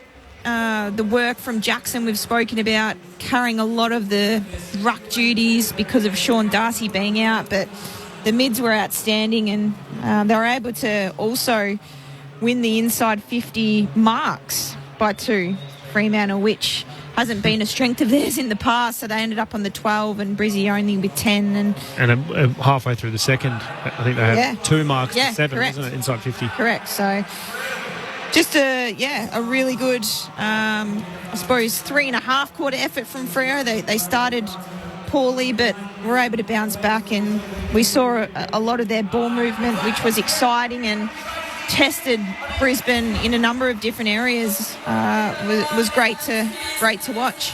One thing that Freo will be reeling from is the injury and concussion protocol that they'll have to go through. Well, McDonald knee looks serious. Cox looks serious. Cox hamstring. McDonald and Cox, though. Like, when McDonald went down, you thought, well, they can fill in with Brennan Cox. And then Cox goes down, a matter of minutes later. And with no Darcy. We go through no Darcy. Chapman in defence is still another 4 weeks away. I mean, with Darcy out, they need Jackson to ruck. Yep. Therefore, he can't play forward. Yep. You answer that with Brennan Cox. McDonald goes down. Cox has to go back, and then Cox goes down. It's it's set off a big chain of events with the Sean Darcy injury. Well, Young will have to start back now. I know he wanted to play midfield. They want him to play midfield, but I don't think they have a choice. They definitely do not. But Walker's not far away. Walker's not far off? Not far away. He's came back from that ACL. He's coming back. What are the other key positions down back stocks? Reedy in the ruck is an option if they want to play Jackson more forward. Liam Reedy is there playing in for Peel Thunder. Yeah, listed as an emergency today. As long as they got some stocks there, they can shuffle the magnets around and work, but they can't have Young playing tall. No.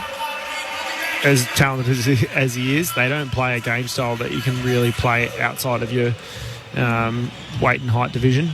Mind you, I will give a wrap, and we'll talk about this more in a moment because we're about to go down into the rooms, but Alex Pearce at times was immense today, and you don't see a lot of those stats come up for what he do, but the desperation when they were under the pump to spoil that kick across the line, tremendous effort from the captain. Let's go down in the rooms. Bridget Lacey is there. Bridge. Oh, there's a heap of family and friends down here, jubilant scenes, and Luke Ryan entered first with Oscar McDonald under his arm, so they're sticking tight together. Hayden Ballantyne's made his way down here for this one as well, so amongst all the family and friends here, a former great as well. Just circling up now. Here we go.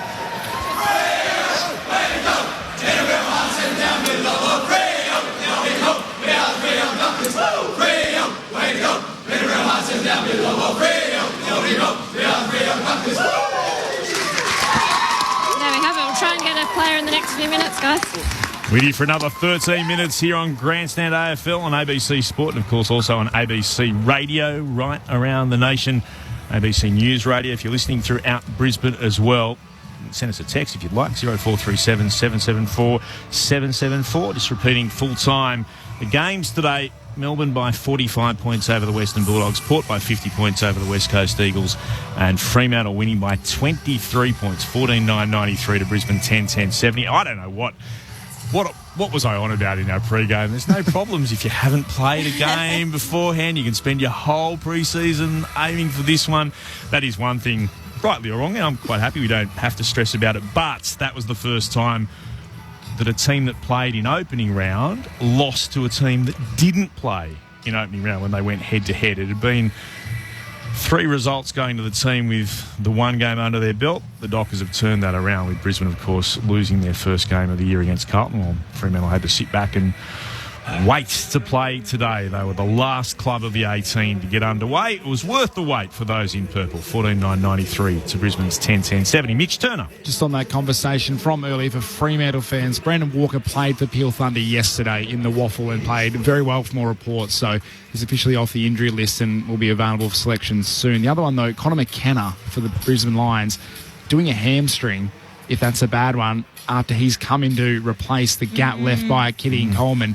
They've got a little issue there with moving that ball out in the back half if they've now lost their replacement. And the player who played 26 games last year as well, that's a little gap they're going to have to fill. I guess they would get, considering they've got the bye, if it was just hamstring tightness for Lockie Neal, maybe he's back for their next game, so that would make a difference for them. But, yeah, Coleman, just from watching Brisbane so much last year, Coleman was such an enormous loss to them to go down with the ACL for the season. And then, as you say, the player that they bring in also goes down. Can we talk a little bit more about what the skipper did today?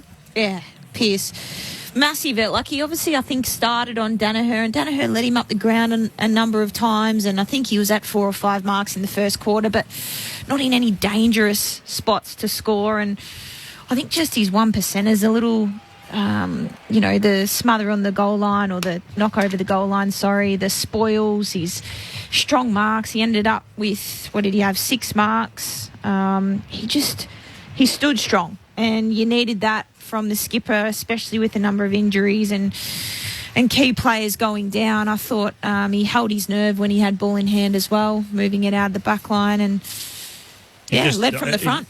Really directional as well. Like, when you're up here, you can obviously see him really setting up the rest of his defence the way he wants them. I love what he does in the contest. Like, very rarely gets beaten on the lead, and if he does, like you said, he's letting them get a long way up. But his ability to not let his opponents take those contested marks today was really good, just with bodying and smart positioning.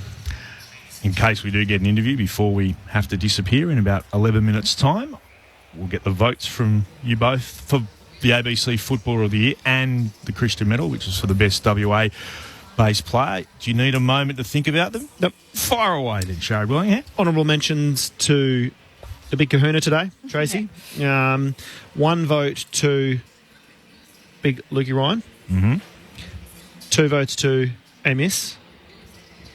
3 votes C. Sarong. Okay. Which I think we'll probably hear on Monday night. Yeah, I think you'll hear that as well. Luke Ryan. Did he tell us that he wanted to copy Justin Bieber when we spoke to him a couple of years ago? That's when he got it blonde? I just can't remember that. But I remember it was someone completely like, what? Maybe Pete Davidson. No. It was before Pete had sort of...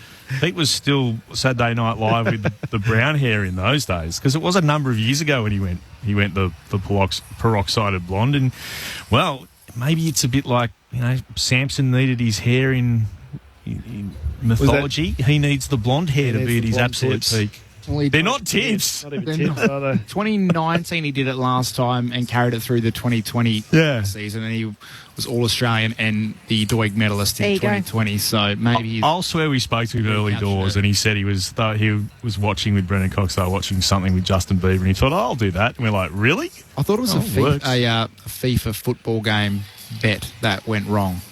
Probably. Oh, really? And that's where it happened. But that's always something you can blame a stupid decision on it. Too much time on their hands is probably the real answer to them both. Fremantle winning by 23 points over the Lions. Brisbane going 0-2 to start the year. Fremantle 1-0, and what a start it was after question marks, and plenty of them in the pre-season. To their coach, Justin Longmuir, was out of contract at the end of this season. On Thursday, the Dockers announced that they would extend his contract by a year, which did raise a few eyebrows about whether or not it was a PR stunt. Well, his players have responded today with that win by 23 points. Mitch, can we have a look at some of the other numbers for us, please? We'll run through some of the individual stat getters from both sides while we wait for Bridget Lacey to chase up a player. As we've said multiple times, a club record leading disposal on the ground. Caleb Sarong, 46 touches. Luke Ryan, 33. Brayshaw, 32. Aish, 26 for Fremantle. For the Lions, Josh Dunkley, 26 touches. Jared Lyons, 25. McCluggage, 23. 21 apiece. Bazorko and Harris Andrews. Harris Andrews and Joe Danaher, both with 12 marks apiece. Both played their role today. The goal kickers, I'll repeat some of those. For the Lions, Danaher and Hipwood both had 3. Bailey had 2. Zorko with 1. McCarthy with 1. For the Dockers, Jai Amos with 4, Josh Tracy with 3, Sam Switkowski, Brennan Cox, Michael Frederick and Walters all with 1, and Luke Jackson kicking another one late to make it 2. Some of the team stats, disposals, 385 to 345, favouring Fremantle. The disposal efficiency, Brisbane, 67%, and the Dockers, 63%. Contested possessions favoured Fremantle by 7. The tackle count favoured the Dockers by 12. The clearance count also favoured the Dockers by 7. Let's go down in the rooms. Bridget Lacey. Thanks, Clint. We're pretty lucky to have Caleb Sarong wander along and join us. Caleb, great win, but just wanted to touch upon, I don't know if anyone's told you yet, but you've broken a Fremantle Dockers record today with 46 touches. How does that feel? Yeah, it feels a whole lot better with a win, that's for sure. It's great. The boys tonight put on a display of the footy that we want to play. Tough in the contest, a high pressure game, and everyone bought in, which was a really pleasing part, and I just did my part in that. How do you not panic at the start of the game when it feels like everything's going wrong for the team, a few silly errors and things like that, and they pile on the 4 goals? Yeah, I was asked about that out in the field, and I felt like we were really calm. We felt like a few just little errors, little fumbles, just getting let up to the ball at times, a few little things that we weren't doing a heap wrong in terms of the way we were going to play. We were still really embracing the contest and really getting stuck in there, which is where we want to start our footy. And we felt like we just had to stick at it. And the way the footy's been played at the moment over the first 2 rounds is as high levels of momentum, swings both ways. So we knew that once we got our momentum, we just had to kind of stick at it, and it was eventually going to turn, and we were able to kick a couple of goals late, kind of peg that margin back, and then we knew we were back in the game. Unfortunately, there was a toll today with some of your mates going down with what looked like long-term injuries. How do you handle that out on the field when you can sort of see but you have to just keep playing? Yeah, a couple of different ones. With Carl, that contest was one of the biggest, most courageous contests I've seen out on the footy field. I was metres away from it, and that's the trademark efforts that we embrace and we love. And we're going to throw our arms around him because that was incredible, and that really motivated us. And we spoke about that out there, how something like that can inspire a team, and it sure did for us. We were speaking about it as a group, and it really drove us. But the other boys, especially Oscar, the work he's done since he's come back in, he's had a pretty tough run with injuries over the last few years, and the way that he's come into the club and the leader he's been and what he's done day to day has been incredible to get himself to this point. So I've got no doubt he's going to continue to embrace every day and get better and get back even better than he is now. And same with Coxie, first game back after another long injury. So it's tough, but our mindset's next man up. We felt that out there, and we're going to feel that over the next couple of weeks. Send you upstairs to Clint Wilden, Mitch Turner, Sherrod Wellingham and Cara Antonio for some more questions. Caleb Chaz here, mate. Congratulations on a great start to the year. All the best for the remaining rounds. Mate, there was a clear change from the ball movement. It looked like you were moving a lot freer, trying to take it on through the corridor, and a lot's been spoken about that, but it obviously didn't happen initially. Was that something that kind of you changed, or was it Brisbane allowed it to happen and they kind of switched off a bit? I feel like early on they own field position on us, so it's hard to get that ball movement going from your back 50. So we had to work that out a little bit and make sure we got it out of our back 50, and then we can kind of start using it, because if you start going for those kicks when you're deep in your D50, it can kind of spell trouble and create a bit more chaos than you'd like. So for us, we know how we want to move the ball. We want to go through our gears. We want to really buffer pressure down deep, and then once we get it in between the arcs, we want to have a real intent to take aggressive options and go, and that hasn't changed, and we felt like we're able to get that a few times. But when you our run, we've had a really good pre-season, really fit. We're able to kind of run on top of the ground. I felt tonight as the game went on, even with a few soldiers down, and use the width of the ground. So that's definitely going to be a strength for us this year. Caleb, Cara here. Congratulations on the win to the boys and your individual performance. You've kind of just answered my question that I had for you. I just thought yourself in particular, you seem fresh, you seem stronger than ever, and you're running on top of the ground. Your work rate was amazing. What did you get up to over the break? What's your secret to what you'll be able to produce tonight and for the rest of the season? I think for us as a group and individually, we've got a real hunger to get better every day. And for us, that's every session. That's whether that's a gym session, whether that's a running session, whether that's a jiu-jitsu wrestling session, whatever we're doing.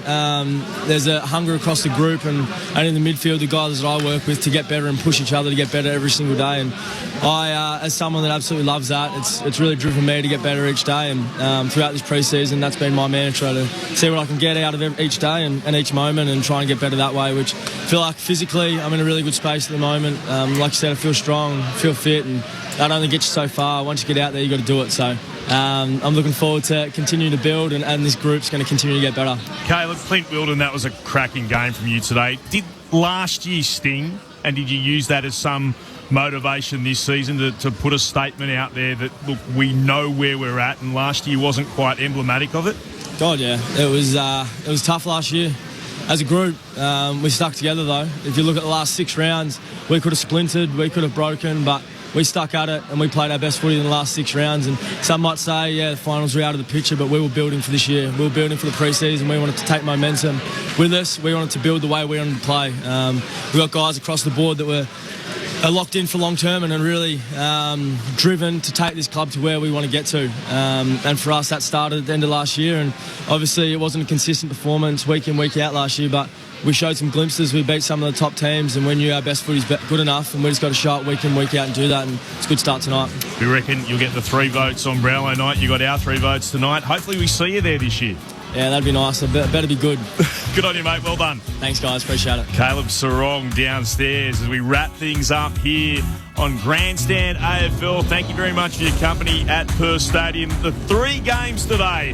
Melbourne by 45 points over the Western Bulldogs. Port by 50 against the West Coast Eagles. And Fremantle causing somewhat of a shock, though they had been hit by some injuries to Cox, to Warner and to McDonald. They accounted for last year's grand finalists by 23 points. Both Collingwood and Brisbane 0-2 to start 2024. Clint Wilden saying bye for now. ABC Sport doesn't just bring you all the action of the AFL every round. We bring in the experts, like Mick Malthouse. Geelong have a bad year. I've got Ling next to me. A couple of years ago, it was just horrific. They won every game. Lingy's there with a big grin on his face. I love the way he goes about it. I love the way he dissects the game. Terrific bloke. Join the experts alongside the AFL commentary team each weekend of the 2024 AFL season. Hear it live on the ABC Listen app. ABC Sport Digital Radio, your home of cricket.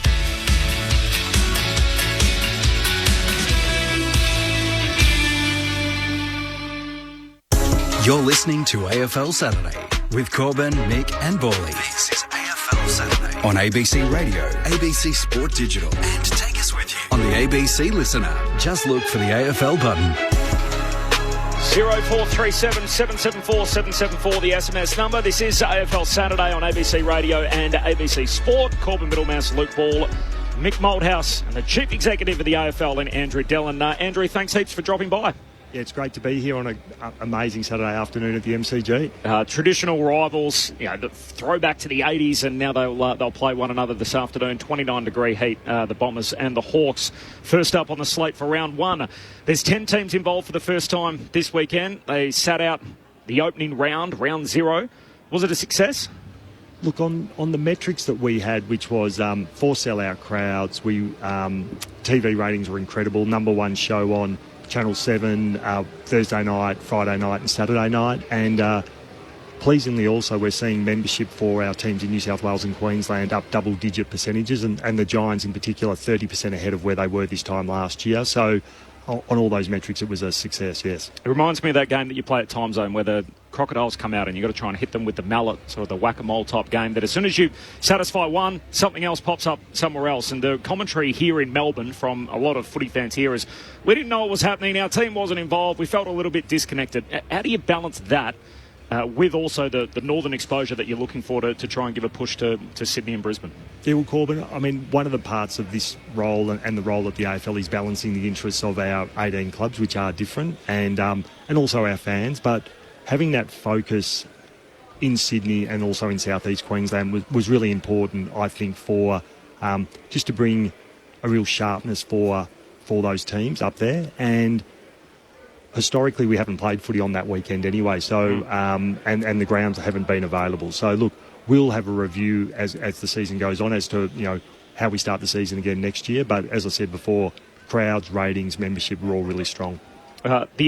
There's an election in Tasmania next week, which is pretty front of mind at the moment, of course. Labor, the opposition, have said that they want the deal to be torn up because of the stadium. And Beck White, who is the opposition leader at the moment, says that she's spoken with the AFL about this recently. Who was that conversation with and how did it go? Look, I'm not sure in relation to that, but what I do know is that we worked really closely with the Tasmanian Task Force, who put a compelling business case to the AFL Commission and the AFL Executive. The Tasmanian government put in a great deal of support for the team, including a big contribution to the stadium. The licence that's been granted is conditional on a number of things, which includes the stadium being built at Macquarie Point with a roof with a capacity of at least 23,000. What we're excited about is the announcement on Monday night where the Tassie Footy Club will announce its nickname and its colours, 7 events, 7 formal events and a number of satellite events all around Tasmania, so uniting all the Tasmanians. So that's what our focus is at the moment. So you haven't spoken to Beck White personally? I haven't spoken to her, no. And there's claims that the government has already breached the AFL deal by implementing a cap on stadium funding. Is that the case? Look, our agreement, I'm not going to go into specifics of an agreement, but we've been working really well with the Tasmanian government. As I said, they're putting in a significant contribution to the club ongoing, to the high-performance facility and to the stadium, and we've been working really closely with them. Andrew Dillon with us, the Chief Executive of the AFL on AFL Saturday. Corbin Middlemass, Mick Moldhouse and Luke Ball. Andrew, this is a whack. I'm looking at this Tasmania thing, and I've always been thinking that we're unfair to Tassie because of... Let's look at the Hall of Fame. There's so many great Tasmanians in that. So Tasmania has been a fantastic resource for the VFL and then the AFL. I don't think there's any dispute that we would like to see a side down there, whether it be, and I'm speaking by myself here, whether it be part of the 18. 19th to me, where do all the players come from? 19 becomes 20 sides. Where are all the players? There's already a dearth of good players coming into sides. That's my opinion. 2 is, there's no way knowing that cost will be 750. It'll go into the billion. Can we honestly, as an AFL, have a conscience to think that $1 billion, we need a stadium, when we've got 2 stadiums for a start off, that can take any amount of people for those particular type of games. Maybe a few $1 million have to be spent in both. The majority of football people are from the north, so therefore they feel, what Tasmania are like. They won't even drink each other's beer, so that shows how far they go. But secondly, I know people down there that are still travelling to Victoria for medical stuff because the medical system down there is absolutely done, and yet we're thinking of enforcing $1 billion stadium on people from a small state that doesn't need it. and yet you're saying that you have to have the stadium before a side. Doesn't that put pressure on the whole economic and the whole state itself and every person that lives in Tasmania? Look, I'm not an economist, Mick, but what I do know is that the case that was put to the AFL to secure the licence was with the imprimatur of the Tasmanian government. So it wasn't forced on anyone. It was actually, it was led by the people of Tasmania and the Tasmanian government. Was that... Can I just come in there and just say, from what I can gather, though, the Tasmanian thing was mentioned and then the ground was mentioned. It wasn't ground first, so it was ground first. It was, there was 12 work streams. It was how are we going to develop talent in Tasmania, because an extra team, we need more players. How are we going to retain talent? What's the high performance facility going to be? What's going to be the branding? So there was a whole raft of work streams that were led by Tasmanians. But what I will say also is that over the journey, and we were in WA last week at the old Subiaco Oval for Trevor Nisbet's farewell, and very well spoken as well. You did there, because legend of the game in WA, Trevor. But to see Optus Oval, Optus Stadium, and what that's done for WA football, but also all the events that WA attracts now. Where they had the big Coldplay concert at the end of last year, they had World Wrestling, a couple of weeks ago. So it's just been so additive to Western Australia. And I know, because I was involved in it, that there was a lot of opposition to the WA Stadium being built. Go back before that, and Adelaide Oval was the same thing when we were moving from Footy Park. And there was no one at the time who wanted that to happen other than a few people who drove it. And now if you go anywhere around South Australia, everyone wants it. And it adds to the economy. And so it brings people in, and then they bring their money in and they add to the economy. And that's the business case behind the stadium for Tasmania, because the AFL will play some games there and they'll be a key tenant. But what we will see is then a whole host of other events come to Tasmania, and that's what the Tasmanian government wanted, and that's why it was part of the pitch to us. Notwithstanding the fact that there's still two grounds there, and the university ground in Launceston is great shape, a good ground to play on, next to the city, walking distance. People probably go to that more so than they do in Hobart. Without spending $1 billion, I'm sure they could get another stand in there for far less, and you've got the two grounds. When was the last time that you really expect 20-odd thousand people to go to a game in Tasmania? And where do they stay? And then you've got the flight situation. It's a different state altogether than South Australia and Western Australia, because it's only 500,000 people live there for so, and the population is actually ageing and dropping. Yeah, but we actually, it's a good point, but we actually had someone come in and speak to our leadership team at the AFL yesterday who, amongst many other things, he's a demographer, and he gets a lot of information from the ABS, and he made the point to us is that Hobart in particular has reversed, which is the first time that that's happened in a long time. And so actually Hobart is a city on the up. But back to Launceston, the team will play games up there, and there will be investment in the stadium in Launceston. But Bellerive is constrained because it's in a residential area, and it had so you couldn't build that much bigger than the 14 or 15,000. And I know that people will travel down to Hobart to watch their team play or to watch the Tassie team play in their thousands. And that's the business case again that was put to the AFL Commission.